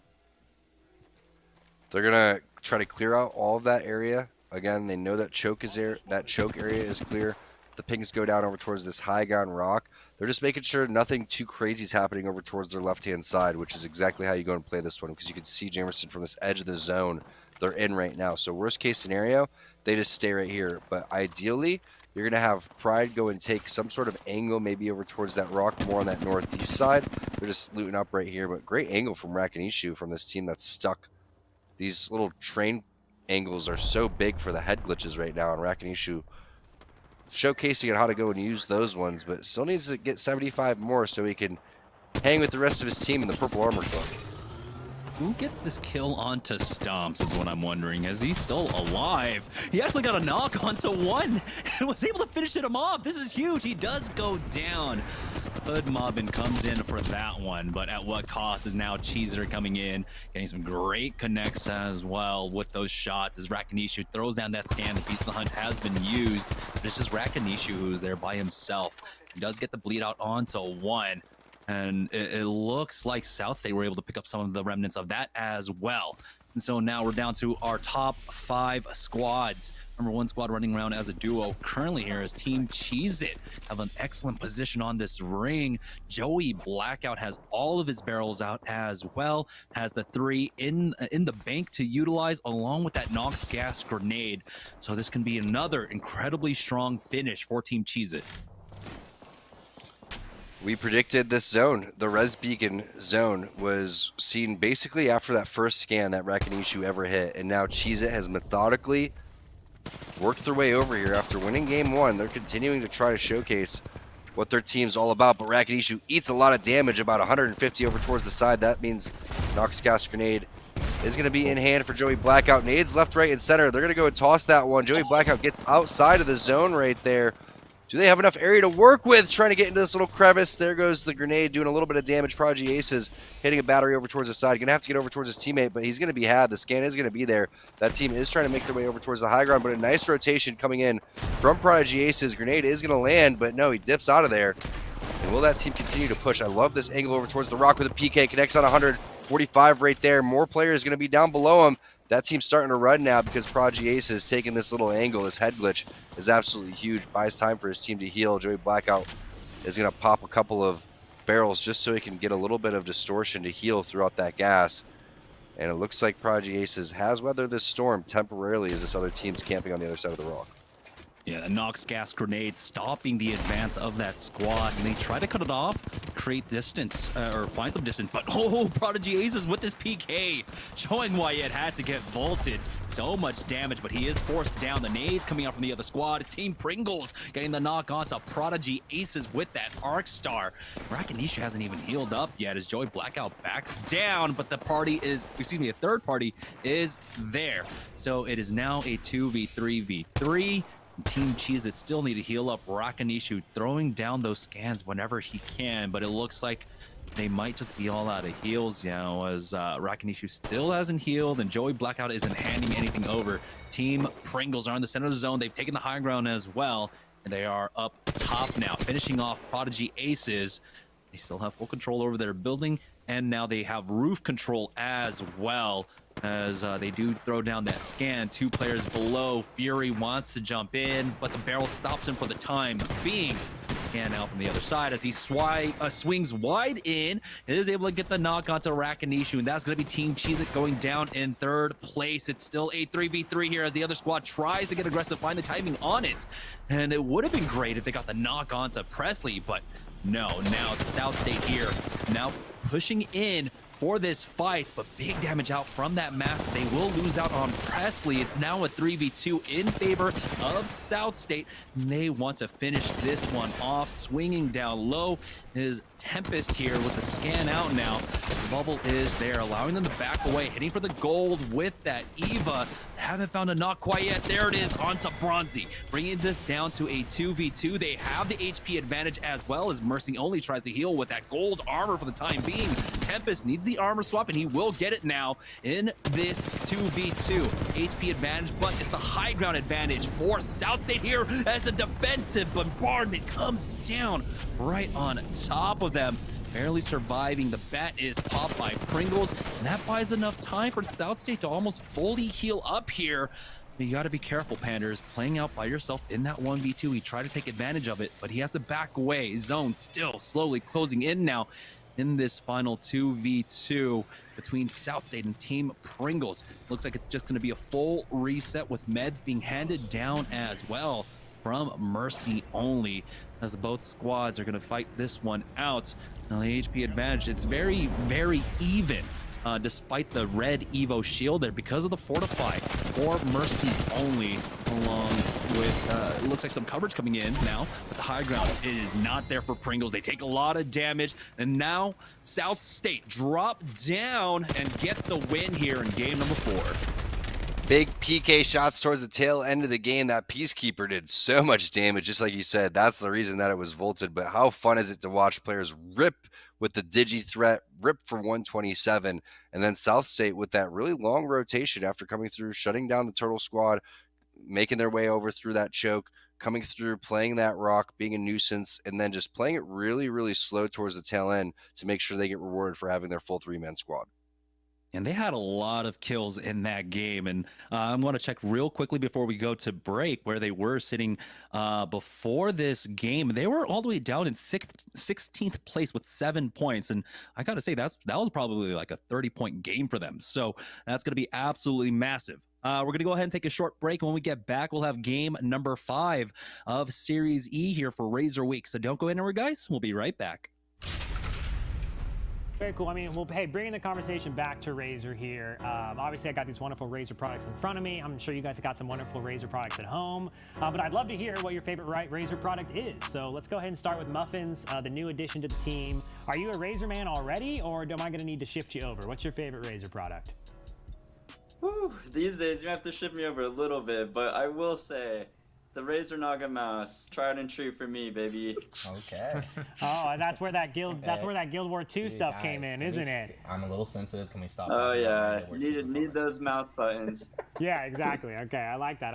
And Hakulo, I think I know the answer, but give it to me. What's your favorite Razer product? I'd say the Huntsman Mini. Huntsman Mini, one of the newer additions. Gotta love it. Yeah. Big fan. Zara, what you got for me? The Viper Mini. It's just the best mouse in the game. Look at this. That's what he says. Okay. It's the best mouse. I saw your Twitter. I saw all the Twitter threads about it, so I believe you. If you want to fry like Zeri Turkey, you buy this mouse. Walmart.com/esportsarena, gents. You can go grab one. I would recommend it. I'm just saying, man. I don't know. Okay. Hi, my name is Eric Tricky. Yo, what's up? I'm Muffins. Hey guys, I'm Shaku. I play Apex Legends for Team Razer. For Team Razer, and you're watching Series E. It's Kellogg's, Fruit Loops, Apple Jacks, Corn Pops, Tiger Paws. They're Jumbo. Jumbo snacks, snack time heroes. Gonna take them on the go. Cereal, magnified, showing up for snacking time. Jumbo snacks, snack time heroes. Gonna take them on the go. It's Jumbo. It's for snacking. It's Jumbo Snacks.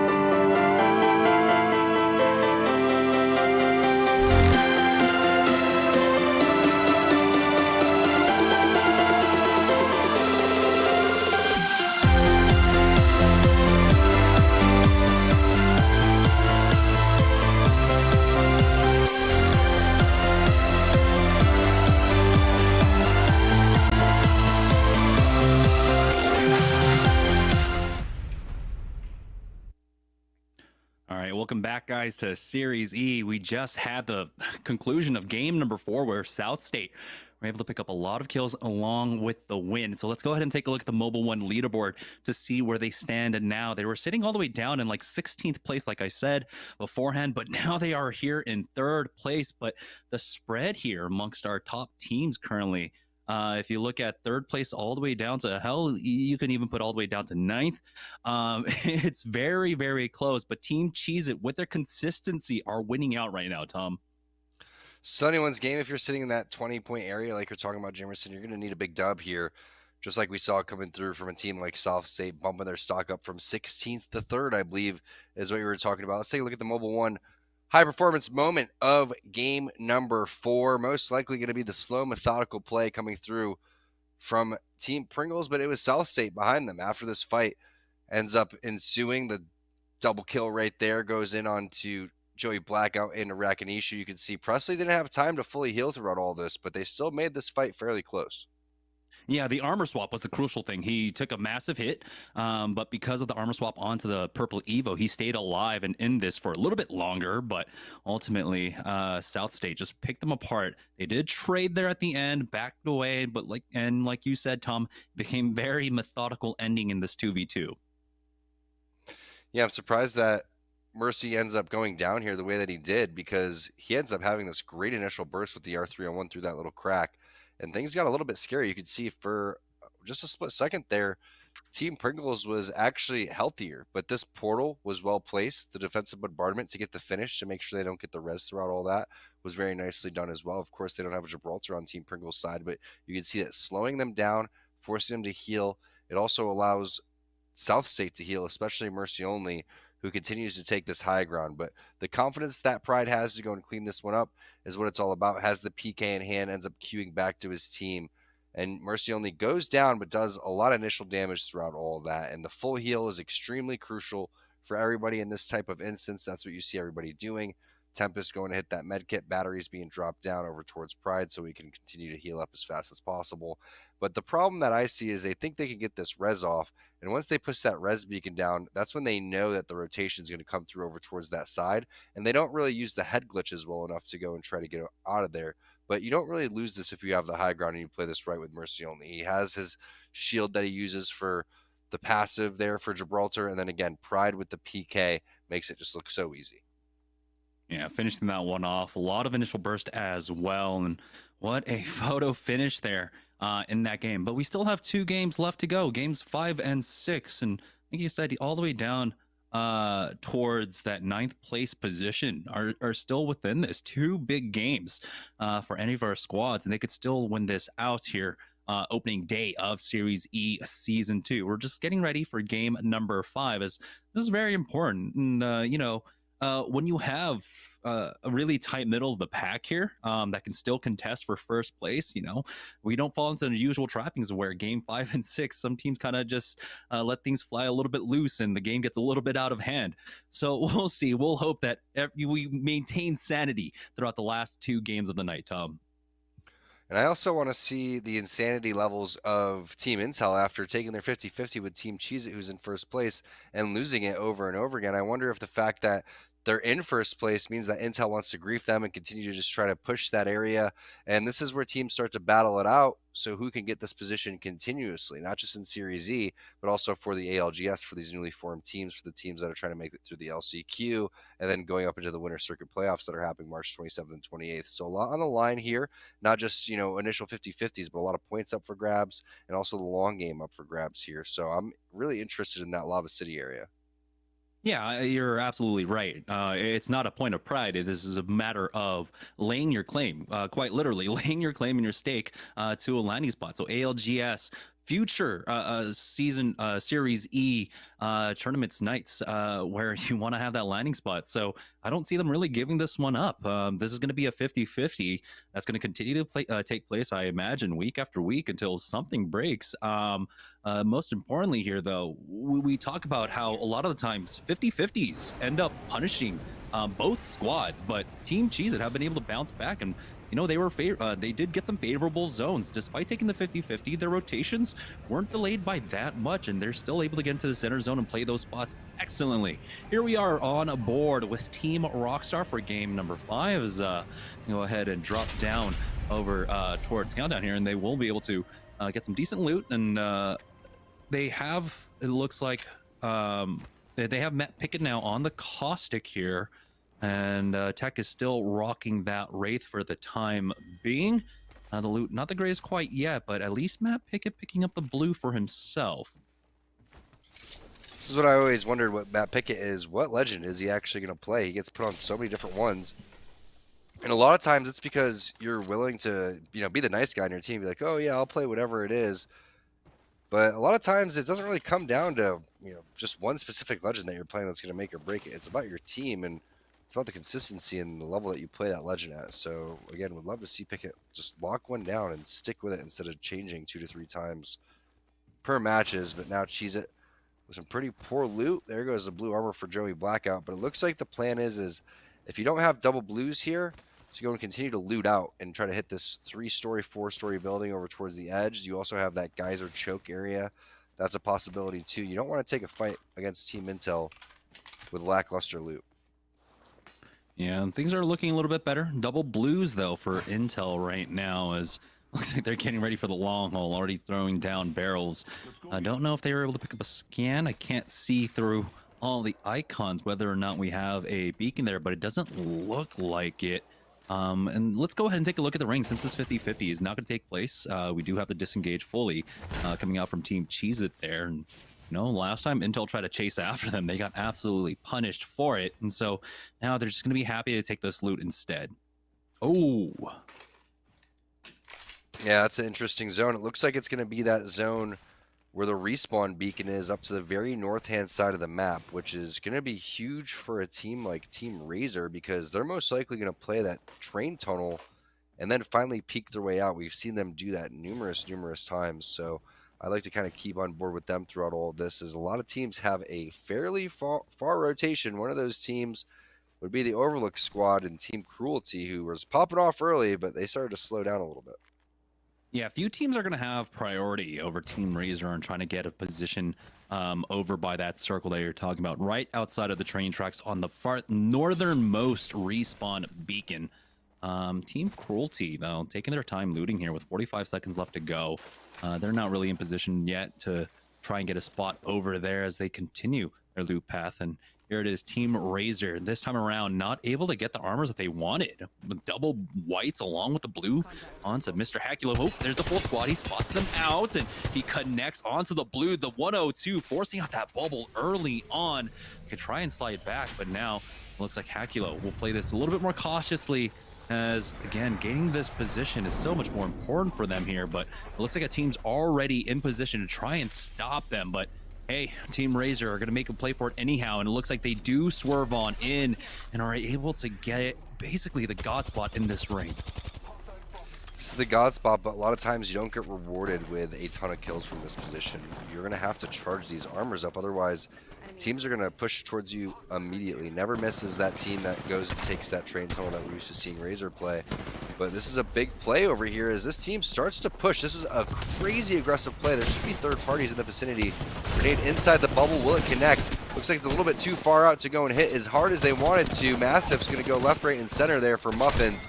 Hakulo, the most healthy on the team, as Muffins is moving around with just 1 HP. Will the third party come through? Never miss with a crazy aggressive play onto Team Razer. They must have got the armor checks and were feeling confident, and they know they're confident because their team name is Never Miss. But Razer gets the loot, gets the armor upgrades, everything that they possibly need to hold this zone. Yeah, they went from rags to riches there, and that was massively important as Team Cheez-It have made the rotate in, and they're taking out Team Pop-Tarts there as Lucas go down along with Stomps, and so they get that team fight win. Ring closing in now. We're already down to 18 squads here. A lot of early game fighting as Prodigy Aces is brought back into this. Beast of the Hunt was there for Rakinishu throughout all that time to get the additional scans. And now they're chasing after this, trying to get one more kill here, and they should be able to walk this one down, and they go. They pick that one up. Moose and Flower falls. Team Cruelty's out. We're now down to 17 full squads remaining. Team Cruelty runs into this issue all the time where there's just so many aggressive plays happening over towards Epicenter, Refinery, Survey, Overlook, etc. They get in a fight, they win it, they come out, have bad loot, whatever it is, they get caught off guard on the rotation. It's just really unfortunate for Team Cruelty. They have to be ready for that, but that's just going to be growing pains for them. They're going to get stronger and stronger at fending off all these players. Speaking of trying to fend off players, Team Cheez-It trying to do exactly that after hitting a little bit of the reset button. See if they're going to be able to heal over towards this building. Prodigy Ace eats a lot of damage. Going to have to hit the battery. Team Pringle's taking this high ground. These are two teams.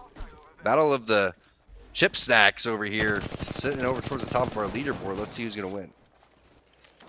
And now as Pringles tries to slide in, closing the distance there as they do get that initial knock. Rakanishu going down. It looked like Cheez-It were trying to back away into position where they can set up with the caustic, but unfortunately, they just got hounded down as they will be able to secure that thirst onto Rakanishu, and there's no way they can really try to pick up this banner as the ring is starting to close in. They back away all the way over to Refinery as the third party comes in. Let's go ahead and swap back on over to Team Pringles because they are still currently in a fight right now. This might be the opening for them to try and come in for that beacon, but it doesn't look like it. The team is starting to back away now. Scan comes out to see that that team has decided to back away and disengage off of this. So Team Pringles swatting down the third party excellently.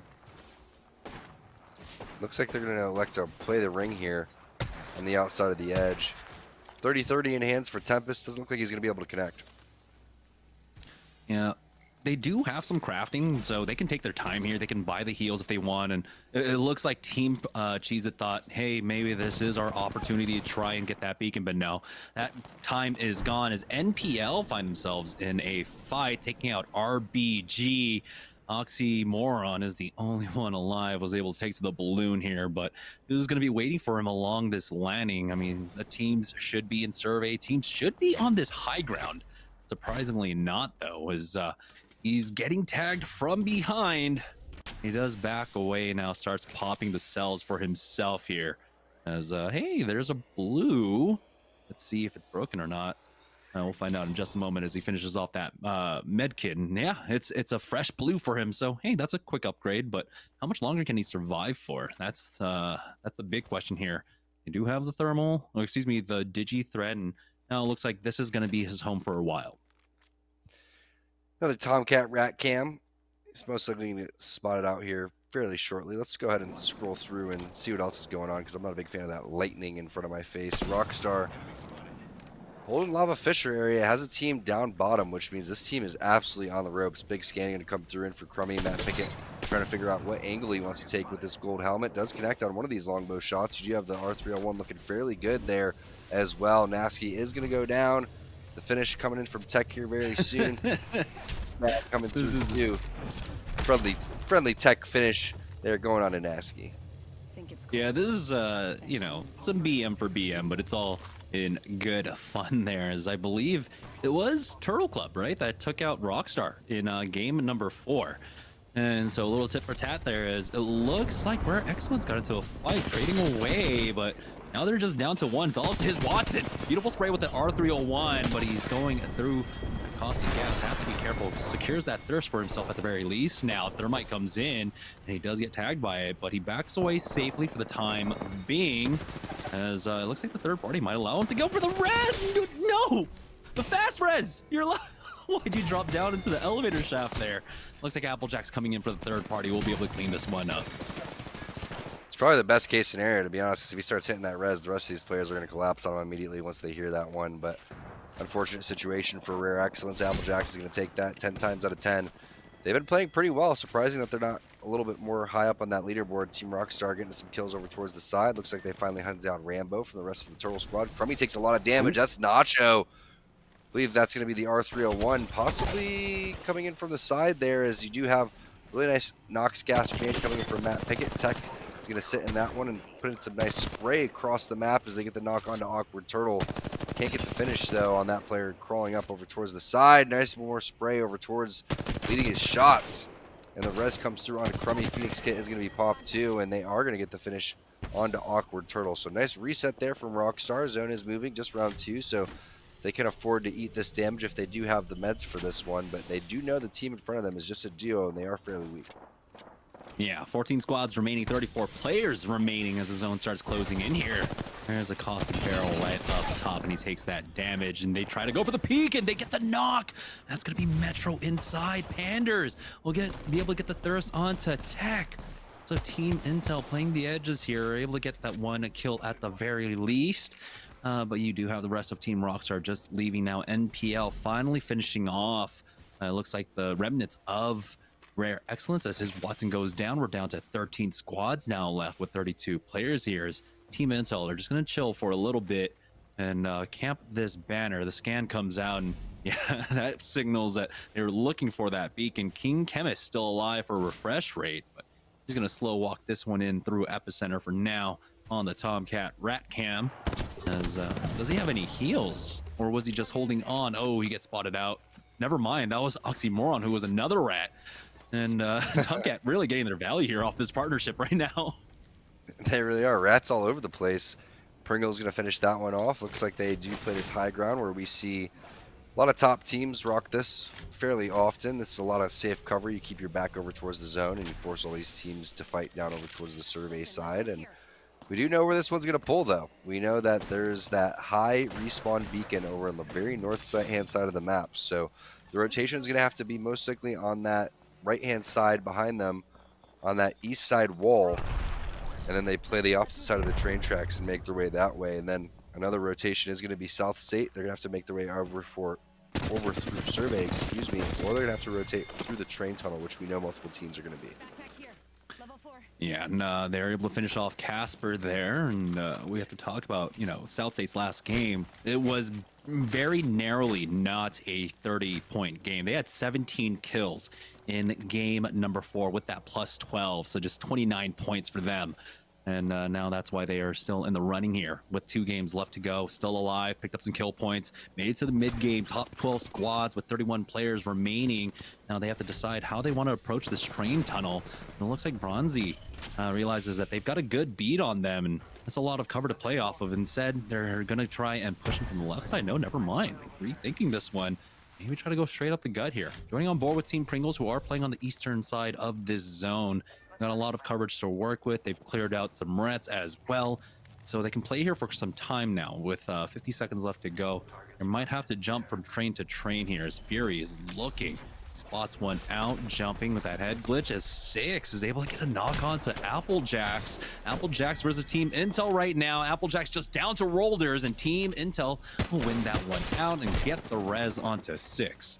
And as we join on board with South State, they try to push into that train tunnel, and they do finish off GS Bird there. The gold bag res coming out from Mercy only to get Pride back into this. Did he hit him with the kidnap right there? It could have been. We saw him going for it. He put the portal in the air so that Bird could possibly not get back through. And now they're going to go back through. The kidnap had to work there for Pride. What a phenomenal job going through the Watson fences, getting players over towards the generator, and creating a 2-on-3 opportunity. Big, crazy play coming through from South State. And now they're just continuing to build their confidence, Jamerson. Like you said, they basically hold the record right now in Series E Season 2 for the largest point total with 29. I'm sure that one's going to be broken eventually if someone drops a 30 bomb, but they're rocking and rolling right now.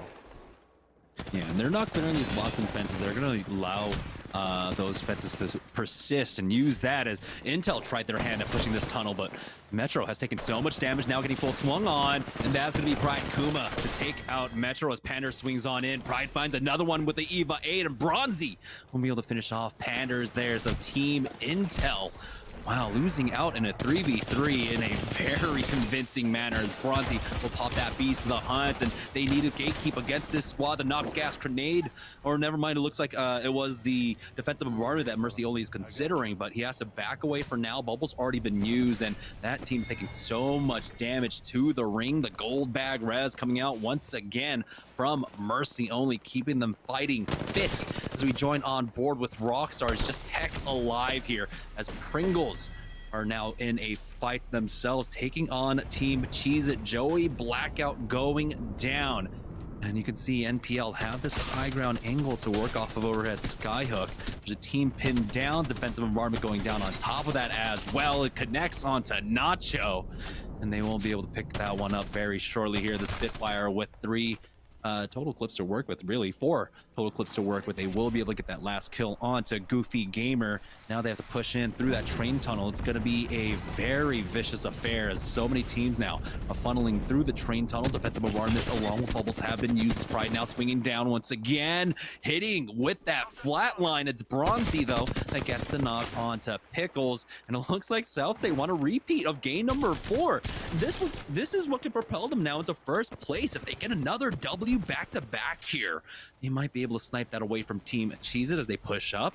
Mercy only at the building now, climbs up. They've already got the knock onto Views here as Pickles gets finished off by Bronzy. It's a 1v3, and South State now have control the south side of the zone, but they have given up control of the train tunnel, and so they're almost forced to just play on the outside here.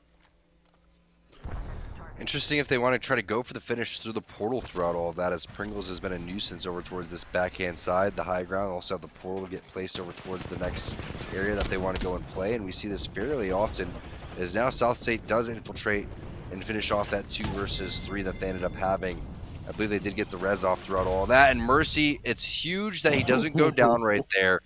Kill leader, 1 HP, popping this Phoenix kit, and now it's going to be a South State versus Team Pringles battle for that little sliver of zone that's going to be in outside over towards this northwest side. Now, Pride does have his portal, so he can get them back into the train, but it would be almost a blind rotate. Mercy is tagged by that Arcstar there, but it looks like they have to go straight into them now with the zone closing. It's a very fast circle here. Team Razer, with that first team fight win early on in the game, they've been sitting on these purples, and this is really what has allowed them to stay in this so far. Importantly, it's the fact that they were able to pick up the early kill game. So not being able to find kills in the mid game, they're okay with that because they picked up the KP earlier there. 5 squads remaining, 13 players left as Team Pringles are trying to gatekeep now up against South State. South State, we're trying to run this lobby once again for a second game in a row, but this time now their backs are up against the ring here, as looks like they might try to swerve to the eastern edge. Pringles did give that one up. Nox gas grenade looks like might have been used, or just some barrels, a lot of barrels being thrown down by Presley. And South State are not relenting quite yet. They have another minute to work with to try to find something, find an opening here. The crossfire being set up by Pride Kuma, doing decent damage with that anvil on the flat line. Now he's forced to bat himself and might have just bought enough space for them to try and crawl up a little bit. So we still need to figure out who this last ret is remaining in this lobby. We'll find out in just a moment as Pride does rejoin his squad with that Q. And with 40 seconds left to go, they have bought some space for themselves. It looks like they do have a sliver of this ring, but they're gonna have to do something about Pringles here, Tom. Yeah, this is a tough situation to be. Once they take this, they're most likely to get third-partied over towards the side. Pride takes so much damage. Zone closes in 24 seconds, so this battle is going to continue to poke back and forth. Tempest did pop his beast of the hunt, and he realizes how important this fight is going to be. And also, you can tell the skill from this team based on the amount of pressure they're adding, so that just goes to show the respect that Tempest is having for these guys on the South State side. Now, NPL waiting in the wings. You also, remember, have Team Razer in the God spot right now, so really the team that's in the worst position would be South State. We'll see if they're going to be able to fight their way through, because we know that third party, again, is going to come immediately once this fight takes place. Yeah, Presley took a lot of damage along with Fury there. And he hasn't healed quite yet, and it looks like he only has small heals as well as he's popping cells for the time being. That's his only barrel, and nades are coming in, and oh my goodness! Alrighty, that's the instant thirst, and that's Team Pringles going down. NPL got involved in the fight. That's what you were talking about. The third party, you always have to be wary of it, and that creates the opening for South State now to survive in this ring. currently. It looks like this one will ultimately end over by Team Razer, so they can take their time. They need to make sure that NPL aren't able to poke out from that train tunnel for free and force South State and NPL to fight here on the left choke. But it looks like South State realized that and have pinged for that right-hand side instead to try and walk up. Yeah, they're going to try to force the teams into one another, and by doing so, they can make the rotation over towards the right-hand side. But will they go above or below the train is the question. It's going to have to be maybe a bubble play. You also have to worry about Bambino on this crypto. With his EMP, he's going to be able to gather a lot of information. I'm surprised that Bambino's actually not flying in his drone right now, trying to gather information, just deciding exactly how they're going to approach this one. Because one good EMP could really change the tide of this fight, especially if he times it right when these Gibraltar bubbles come down on the opposite side. Then Dracos can hit him with that wombo combo with the defensive bombardment. So 23 seconds left. Again, 1:30 once that zone does come to close. So we got about 1:50 seconds to determine our winner here in game number 5. It looks like Southside are making a move. They had that ping down on the rock before. They got one player there, and they are fully pushing onto that one. And so now Team Razer have their work cut out for them. There's a two-front battle here as Kuma backs away off of this one. You're going to try to utilize this small angle here and peek out. Bronzy doing decent damage, and he's got the Beast of the Hunt to work with right now, giving them some very valuable information. Tries to go for the flank to see if he can find an opening there, but nothing quite yet. Another scan, it comes out as the zone slowly creeping in on all of our squads, and it looks like Team NPL are going to be the first one forced out of position, forced out of the cover of that train tunnel now, as every squad just throwing down their scans now. Bronzy goes for the peek, doesn't find anything quite yet. Doesn't look like they have utility either, or the nades would be flying in over there. That might just be all the utility done for our squads right now, as the Beasts of the Hunts do end. We do have the defensive bombardment going down at the right time. They're going to be forced into it here as it comes on down, but looks like, do they get any connects? Whew, right on top of them, but they do have the bubble to work with here. And it looks like they will survive for the time being. They've got the heals from the battery as well. Now they are just funneled in behind that one box here, and they might have to just full connect. NPL forced out of cover. Mercy only taking a lot of damage. Ring forcing South State out of position. It's Hakulo and Zera Tricky picking up these kills for Team Razer. Very valuable ones for them, especially making sure that South State do not pick these up. The thermites are there, and that is just the patience coming out from Team Razer. I thought all the utility was gone, but they were holding on to it in their back pocket, doing a lot of damage, but Pride is still alive, and oh my god, did they do it? No, Team Razer survive and take the win here in game number 5. What a job by Hakulo, holding it down for his team, making sure he didn't go down right there, but also credit to Team Razer, credit to Muffins. The last Gibraltar dome is typically the dome that's going to win right there. South State had to use their dome a little bit too early. The defensive bombardment came onto them. They had Nessie Pure Life coming outside the tunnel, so they're the first team to go and put their bubble down, and you see what happens once the rest of the team save theirs. They have a huge advantage. Great job by Muffins. Yeah, and importantly there for Team Razer, simple fact that, of course, they came in first place. That's additional points above South State. They were only separated by 2 points going into game number 4. And so that is going to be a massive win going to game number 6. We're going to take one last break before we have our final game of the evening here at Series E. So don't go anywhere, guys. We'll be right back. Well, moving into Season 2 and obviously also throughout Season 1, guys, I'd love to know who your main supporters are. You know, who do you guys see in chat? Who's really been supporting you guys through socials, etc.? Anyone you want to give shout-outs to, all that kind of stuff. Zara, let's go ahead and start with you. Who you got? Shout out to Vestal for being the best chat mod in the world. Okay, he's going straight for he's shouting out a single name. You know, earlier we were talking to Bambino earlier, and Bambino was like, I can't pick just one. I can't just pick one of my mods. They're gonna start fighting amongst themselves. So just shout out to all my mods, right? Zara took the danger. But not Zara. Zara's like, nope, you're number 1. You're the best mod. Everybody else, unmodded. Love it. How about you, Hakulo? You got anybody in chat rooting you on? Just my friends that watch me, I guess. Okay, friends who watch you. Shout out. You know who you are. Yep. How about you, Muffins? Oh gosh, we got the whole gang, the whole clan, man. Complexity, Liquid Boys, shout out to those guys. Always cheering us on, gassing us up, and trying to teach us things when they can without giving too much away. It's a competition still. Yep. But yeah, and then of course my old man, he's always checking in, seeing how I'm doing. So Love yeah. that, man. We love seeing the parents in chat. We got a couple famous parents who always hang out in the chat and root on the young ones, which is always a blast, guys. But Hi, my name is Eric Tricky. Yo, what's up? I'm Muffins. Hey guys, I'm Miss Chocolate. I play Apex Legends for Team Razer. For Team Razer. For Team Razer, and you're watching Series E. Team, it's been a grind, but I think I've aged you well. Some might say perfect. Who's ready to show 'em who's the cheesiest? I woke up feeling the cheesiest, coach. Cheez-It, official sponsor of the college football whale.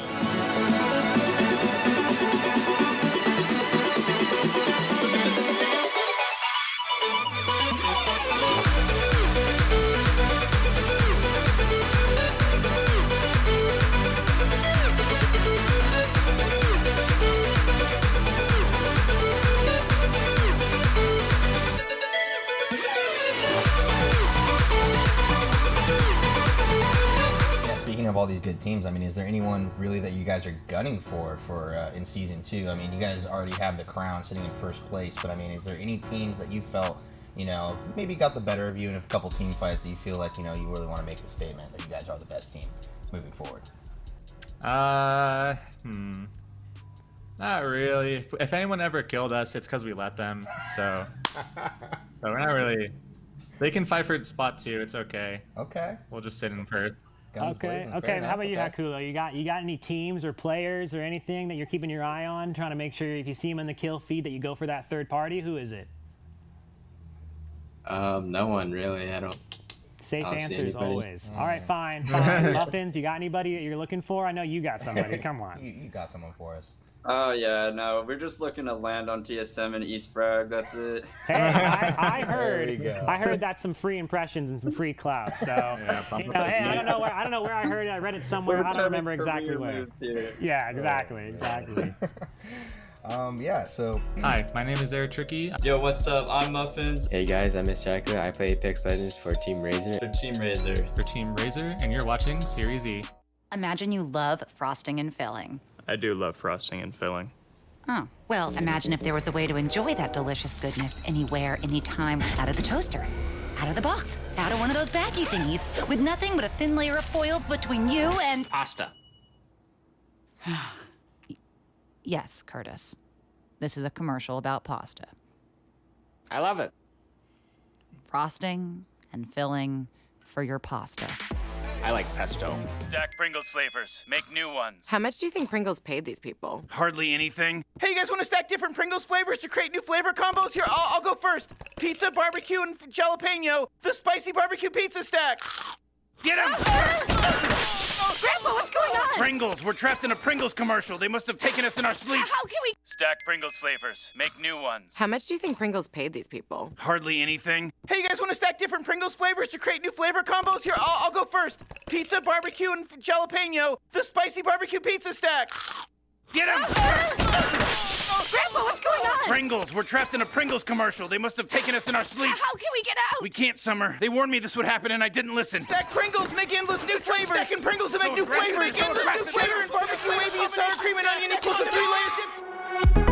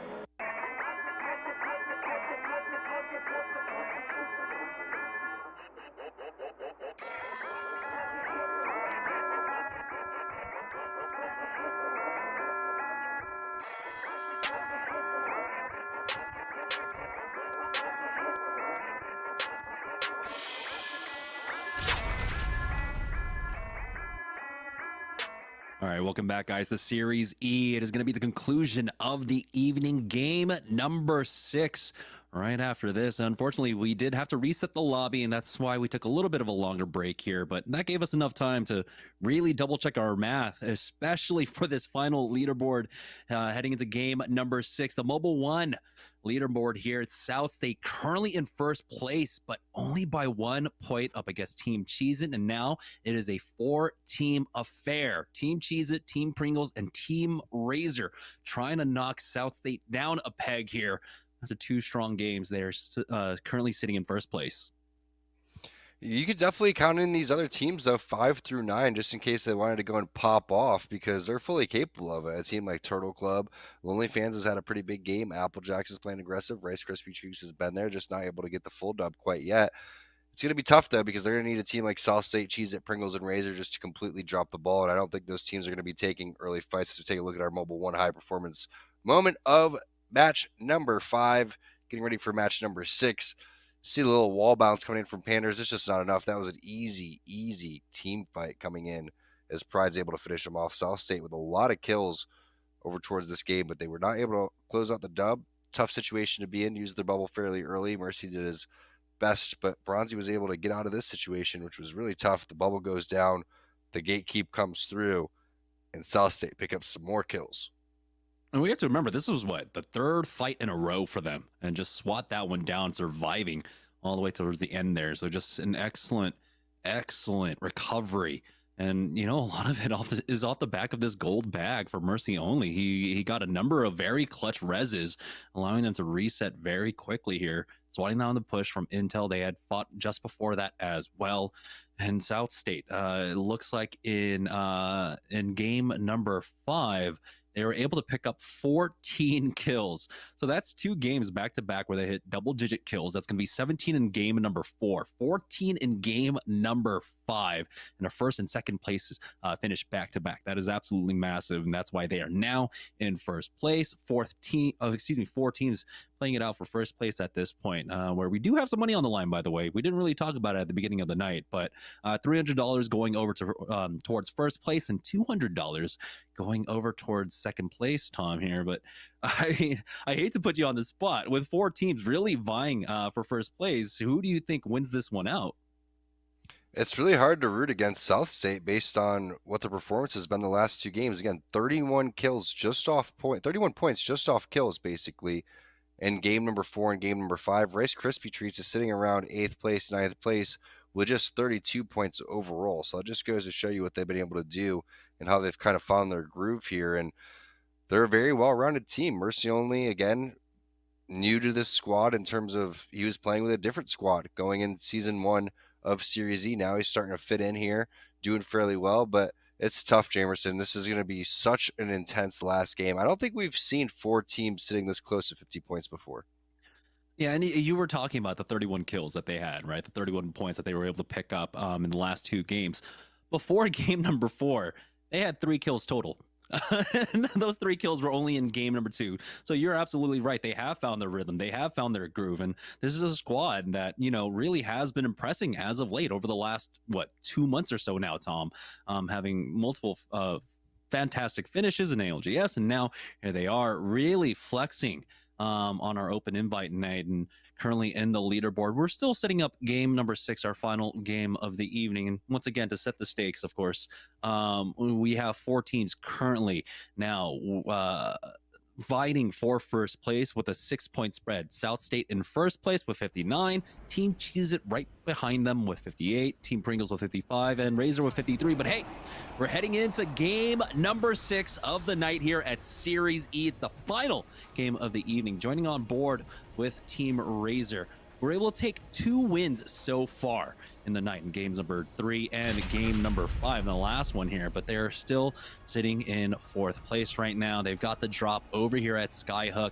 Last time they made that early rotation, remember, in game number 5 where they had the 2 whites along with 1 blue, but were able to survive a push when they took the god spot there for that ring and were able to instantly upgrade to purples, Tom. I say we move this way.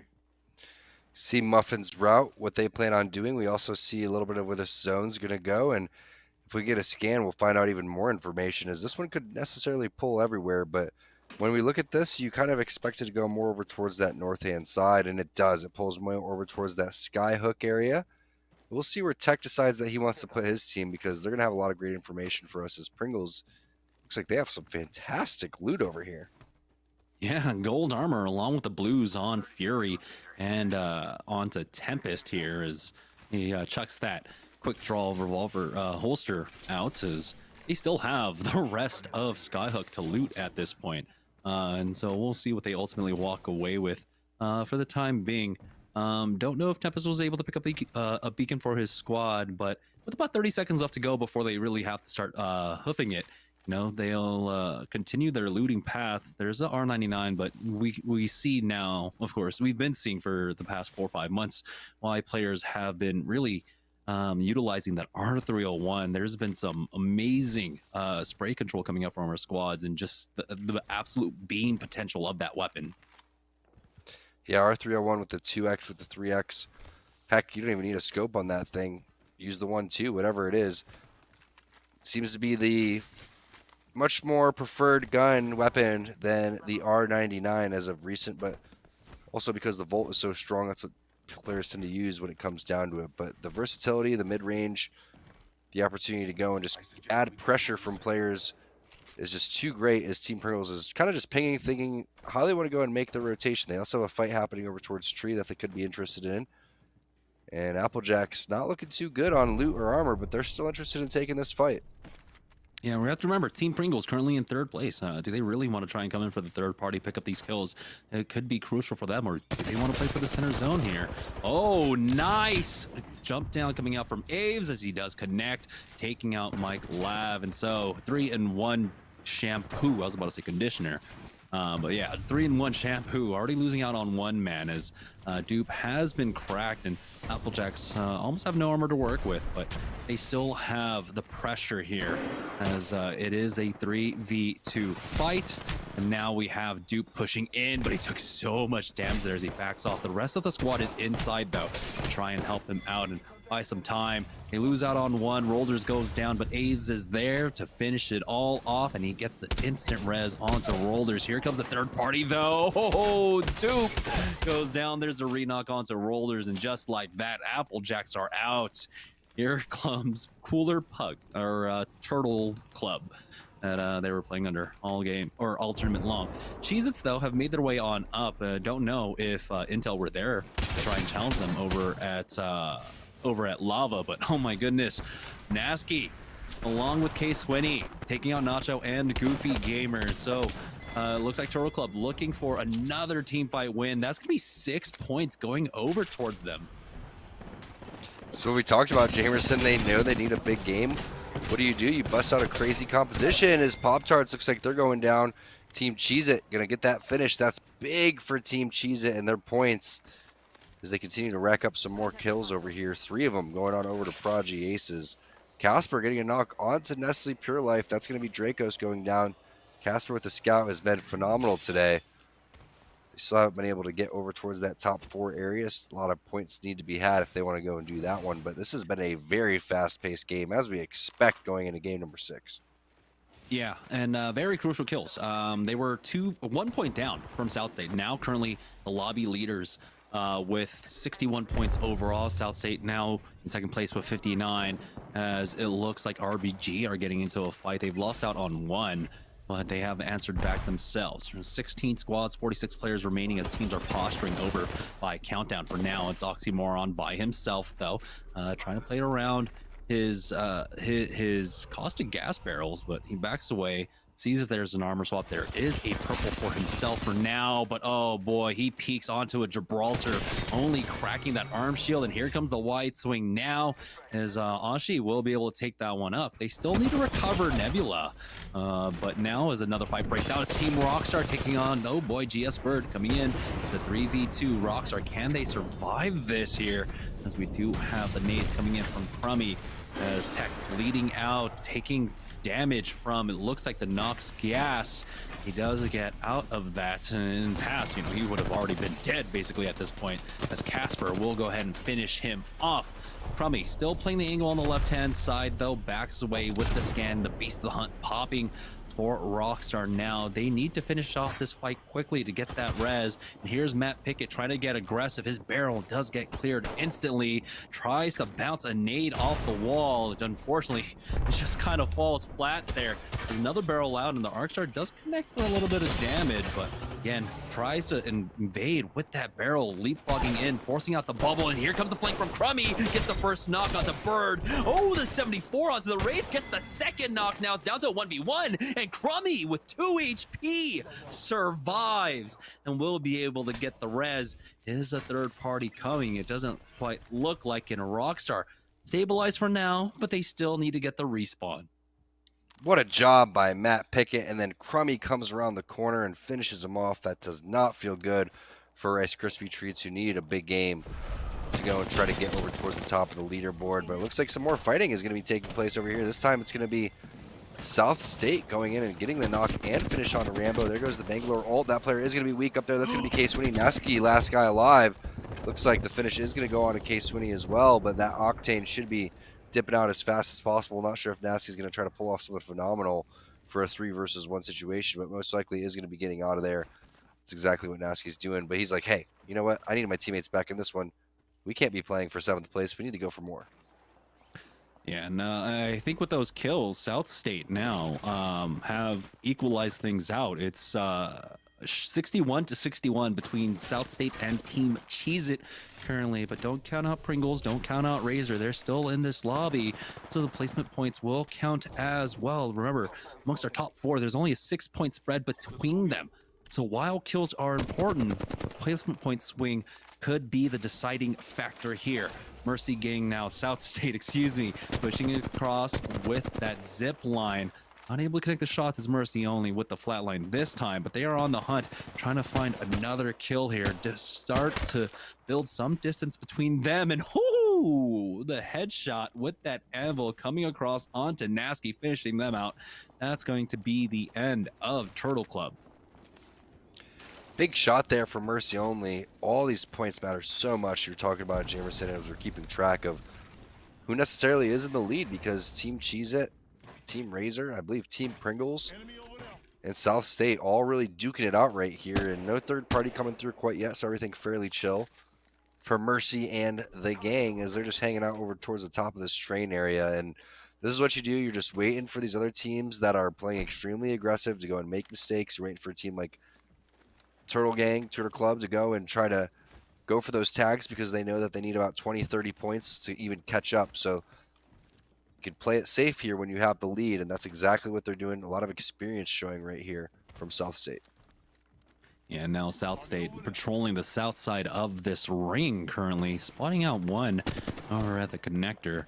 But oh no, Rozzy's gone down. That's going to be Rockstar. Crummy coming in, getting that knock, but the bubble is there along with the gold bag. So quick recovery, but they've got someone very close, and Mercy only needs to find a way to back away. The port has been used by Pride's Kuma to get them out, and so they survive for now. That could have been very bad for South State. Yeah, I'm surprised he hasn't combined the defensive bombardment there, because Rockstar is going to send this one immediately. They don't understand that that's a gold bag, and you could use that to your advantage right here as they're starting to push up over towards the top of the train. Where's the rest of the players? Did they make their way over towards the opposite side of the top train cart? Not yet, so they don't have the ultimate high ground right now. Tech actually has the advantage.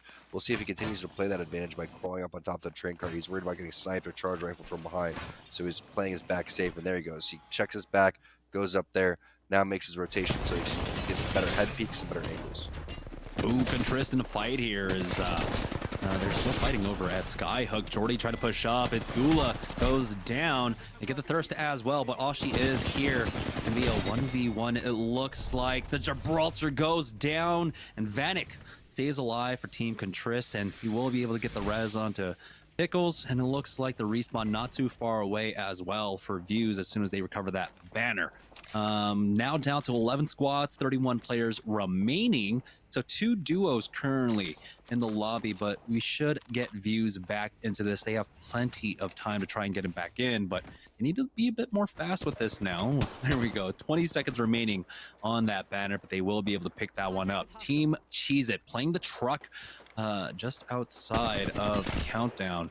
And this could be the ending. A lot of portals were used here. Prodigy Aces' portal has already gone down as well, but they're just playing for the late game once again. Very consistent team all night long. Their worst placement was 10th place, or excuse me, was 6th place in game number 2. In every game, they've secured at least 3 kills. And that's why currently Team Cheez It on top of the leaderboard here, and really going head-to-head with South State, who had a huge bounce backs in game number 4 and 5. Team Pringles in a fight, though. They have to survive. They have to be careful here. Tempest is taking a lot of damage, and Presley's the first one to go down. It's Rare Excellence on top of them, and oh no, is this where Pringles' tournament run ends? Fury is the only one alive for his squad. They've been thirsted, and he's backed away with his Q, and he might be walking right into South State.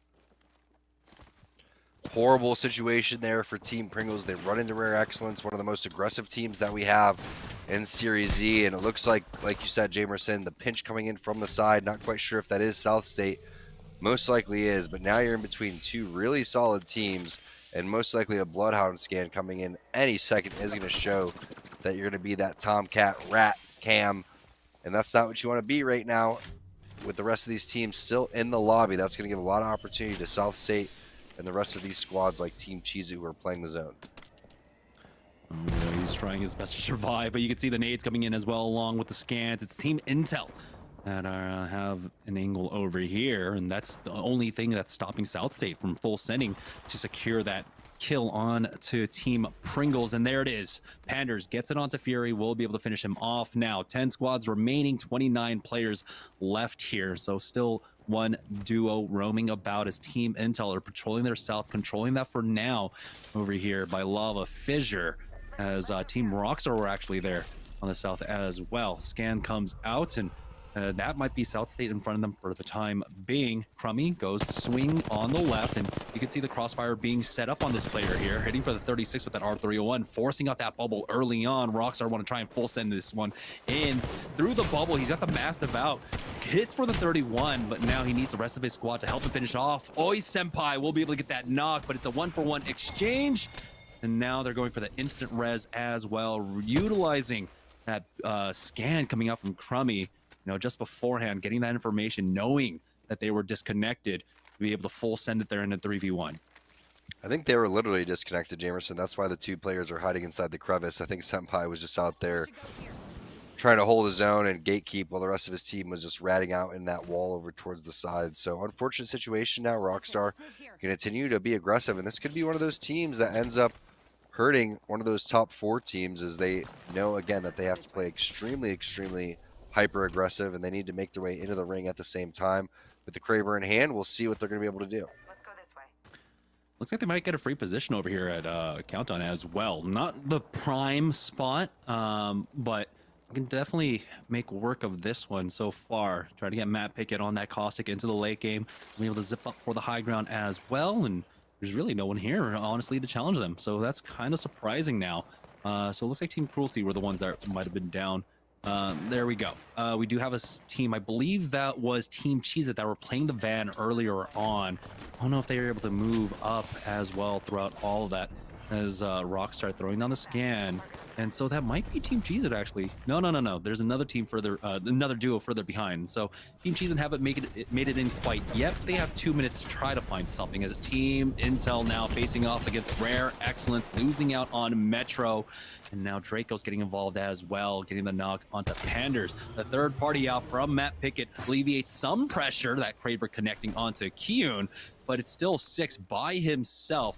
He needs to heal up, and watching his back now, as Mercy only finds a kill onto Seiko here. Here's Team Rockstar, though, making the full push as they get the kill on to his Watson. That's, I believe, a re-knock now, as Tech backs away as his armor is cracked, popping that Phoenix kit. And the scans are just proving invaluable by Crummy here. Nice job by Tech playing aggressive and backing out. 6 normally is playing on Wraith, but is on Caustic. They are playing the Wraithless composition, as we mentioned before, and they get taken out over towards the side. That's going to be Rare Excellence and Nestle Pure Life going down at the same time. Just a 2-man squad, remember, and they're still putting in some work, as Rockstar is going to most likely get this finish here any second now, as Tech just playing with his food as the armor swap is going to come through. Team Cheese It now starting to infiltrate over towards this building.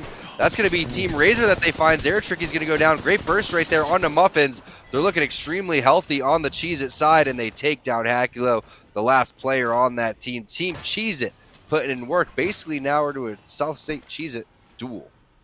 Oh no. If that was internet issues for Zara Tricky as well. He's been facing it all tournament long, and that was Team Razer, despite all of that, still making it all the way to 4th place, but now they are knocked out. And so South State and Team Cheez It, it's a race between these two squads as Prodigy Aces. He's the one who's got the Kraber in hand. He has a lot of shots left with it too. 9 in the back pocket for himself here. They have the high ground. They have a great position for this ring as well. We're down to 6 squads with 15 players remaining now as Rakinishu pulls up with that scan. It's a full squad ahead of them. It's going to go ahead and back away, and they're going to play this one a little bit more cautiously to secure the win tonight. It's exactly what they should be doing. I like this play from Team Cheez It. Just going back, getting all the loot that they need, making sure that they're ready. While you're looting, you're just hoping that the rest of these teams continue to fight it out, because the more placement points that you get, you already know you have a decent amount of kills, and probably want to keep a track of the score that South State's been getting in the kill feed the entire time as well, because they're able to see the math on that Mobile 1 leaderboard as Rakinishu hitting some scans over towards the side.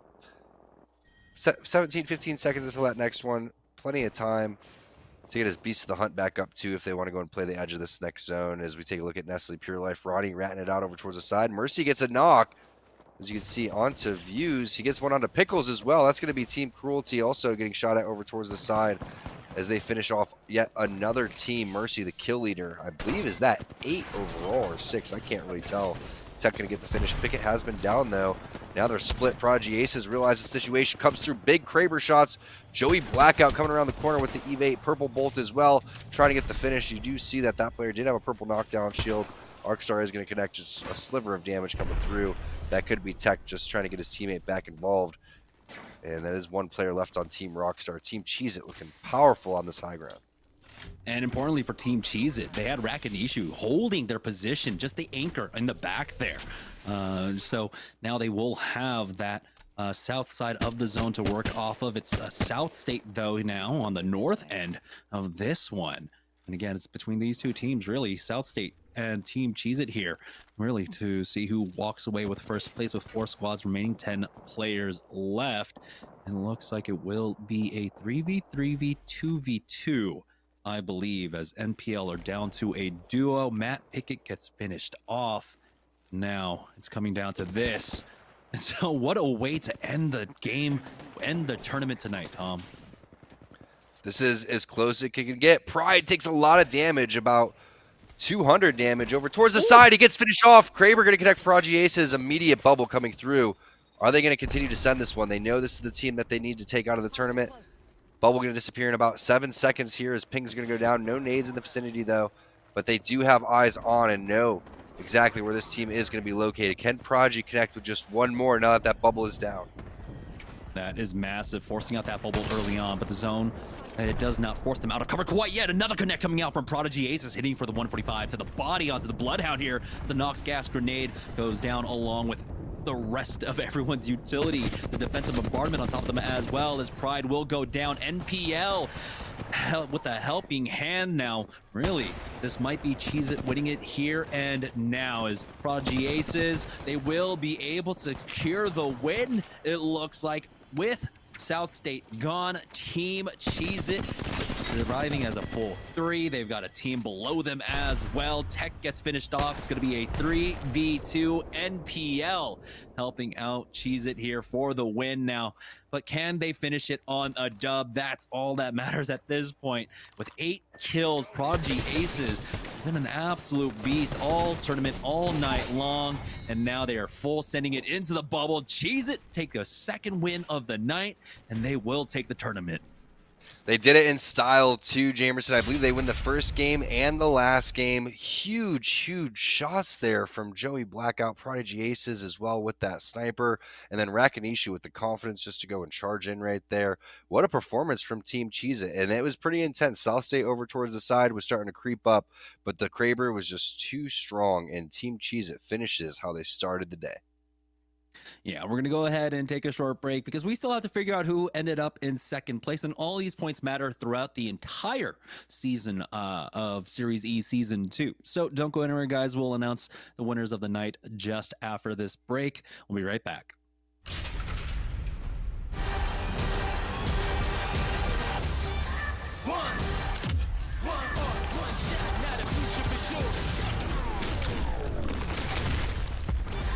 Versus coming daily under pressure. Working on the plot and the scheme. The true side trademark is at the edge of your dreams. Yeah. One shot, now the future is yours.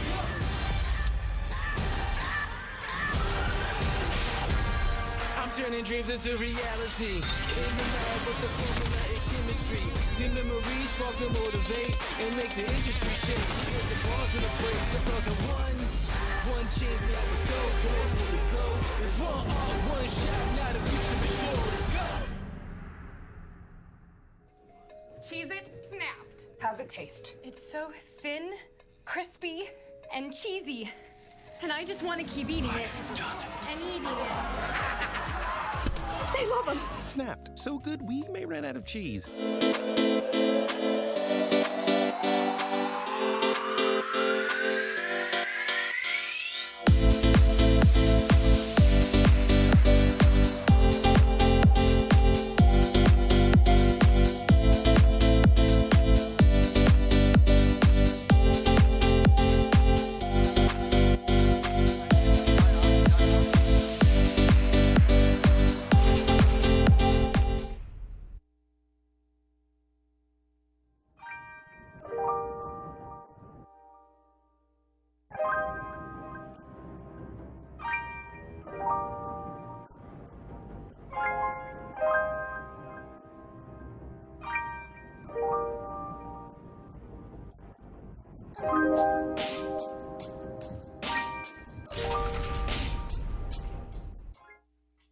All right, welcome back to Series E, guys, as we had a very close finish there in game at number 6, but Team Cheez-Its, they saw it, and they got the knock on to South State, and they're able to buy their time and ultimately, with the help of NPL, take them out, take the win.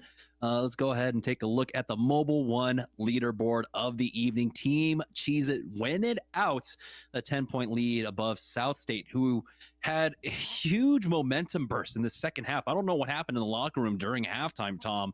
South State came out swinging in the second half with 2 big games in game number 4 and 5, but it just wasn't enough there in game number 6. What a job by our top 2 teams today. I mean, Team Cheez-It again. We don't know much about this new team because this is a team that got relegated. Now they're coming back under a new name. These guys weren't in Series E before. They come back under Team Cheez-It here, and they do a phenomenal job. Let's take a look at the Mobile One moment of the previous match here, and it definitely should be Team Cheez-It with this Kraber. 4 squads left. You can see Prodigy Aces hitting the 145. The spray was absolutely phenomenal all over the place for this squad. They put down the pings. They put down the defensive bombardment, the caustic gas. They understand this is Team South State. They got to take them out while the opportunity presents itself, and they're not allowing any of these guys to get away. Fortunately for them, they had a little bit of help on the back end from Nestle Pure Life. Yeah, and honestly, Team Cheez-It definitely deserved the win tonight, especially with the consistency across all 6 games. Their worst game being game number 5, where they only scored 6 points overall. After all the dust has settled, though, average about 11 or like 12, maybe 13 points per game. What an excellent win coming out for them. Really good signs that they can continue to play like this throughout the rest of the season, Tom. Yeah, no doubt about it. And then you see the Kraber get swapped out for the Mastiff. Doesn't even matter because Rakanishu got so aggressive over towards the side that he wanted to go and end this one himself. Say, hey guys, I want some kills for me. You've been popping off, Joey Black. You've been popping off, Prodigy Ace. It's time for me to pop in there. But you can see the way that these guys really start to play. It's very aggressive. It's very methodical. They like to take fights. They're very good at it. They're very fast at resetting as well. So very impressed with Team Cheez-It today. But again, South State's right there. Team Pringles, Razer was there. It was great to see Turtle Club here. Nestle Pure Life showed some highlights. Team Rockstar showcased what they were made of with some of their plays with tech and showed that Matt Pickett still needs to find out exactly what legend he's going to play. But what a great way to start off Series E Season 2. Yeah, and so congratulations once again to Team Cheez-It, and congratulations to South State for taking second place overall. So $300 going over to Team Cheez-It, $200 going over to South State. But again, all these points are going to be important. They are cumulative throughout the season as well. So very strong performances coming out from Team Pringles, Team Razer, and Team Nestle Pure Life, and I guess Rockstar there. But once again, final congratulations go out to Team Cheez-It, and of course, whoever ends up winning our giveaway here during Razer Week. We've been giving out peripherals all night long. So congratulations to everyone who ended up winning things like the Death Adder and our Huntsman, all the other stuff that we're giving out. And this is Razer Week. I want to go ahead and give a huge shout out to all of you guys watching, but an even bigger shout out to all of our production staff for a great start to Season 2. Thank you, of course, from myself and Tom to all the viewers out there as well. That's going to do it for us, though. We're going to go ahead and call it a night now. I hope you guys all have a good night at home, and we'll see you guys next time for our next show. So have a good night.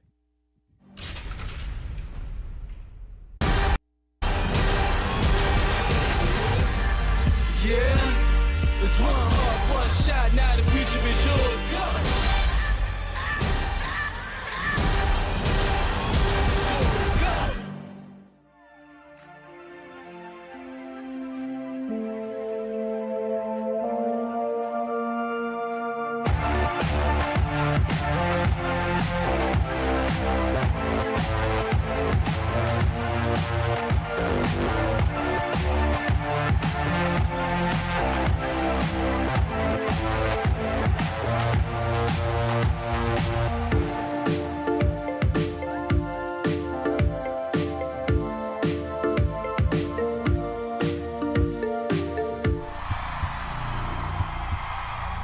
I wasn't born in the spotlight. Nah. Had to grind and shine like a star on a hot night. And something about the struggle now resides in my muscles. And every trial and trouble helped to hang my hustle. Real rock stars don't chase the spotlight. It chases them.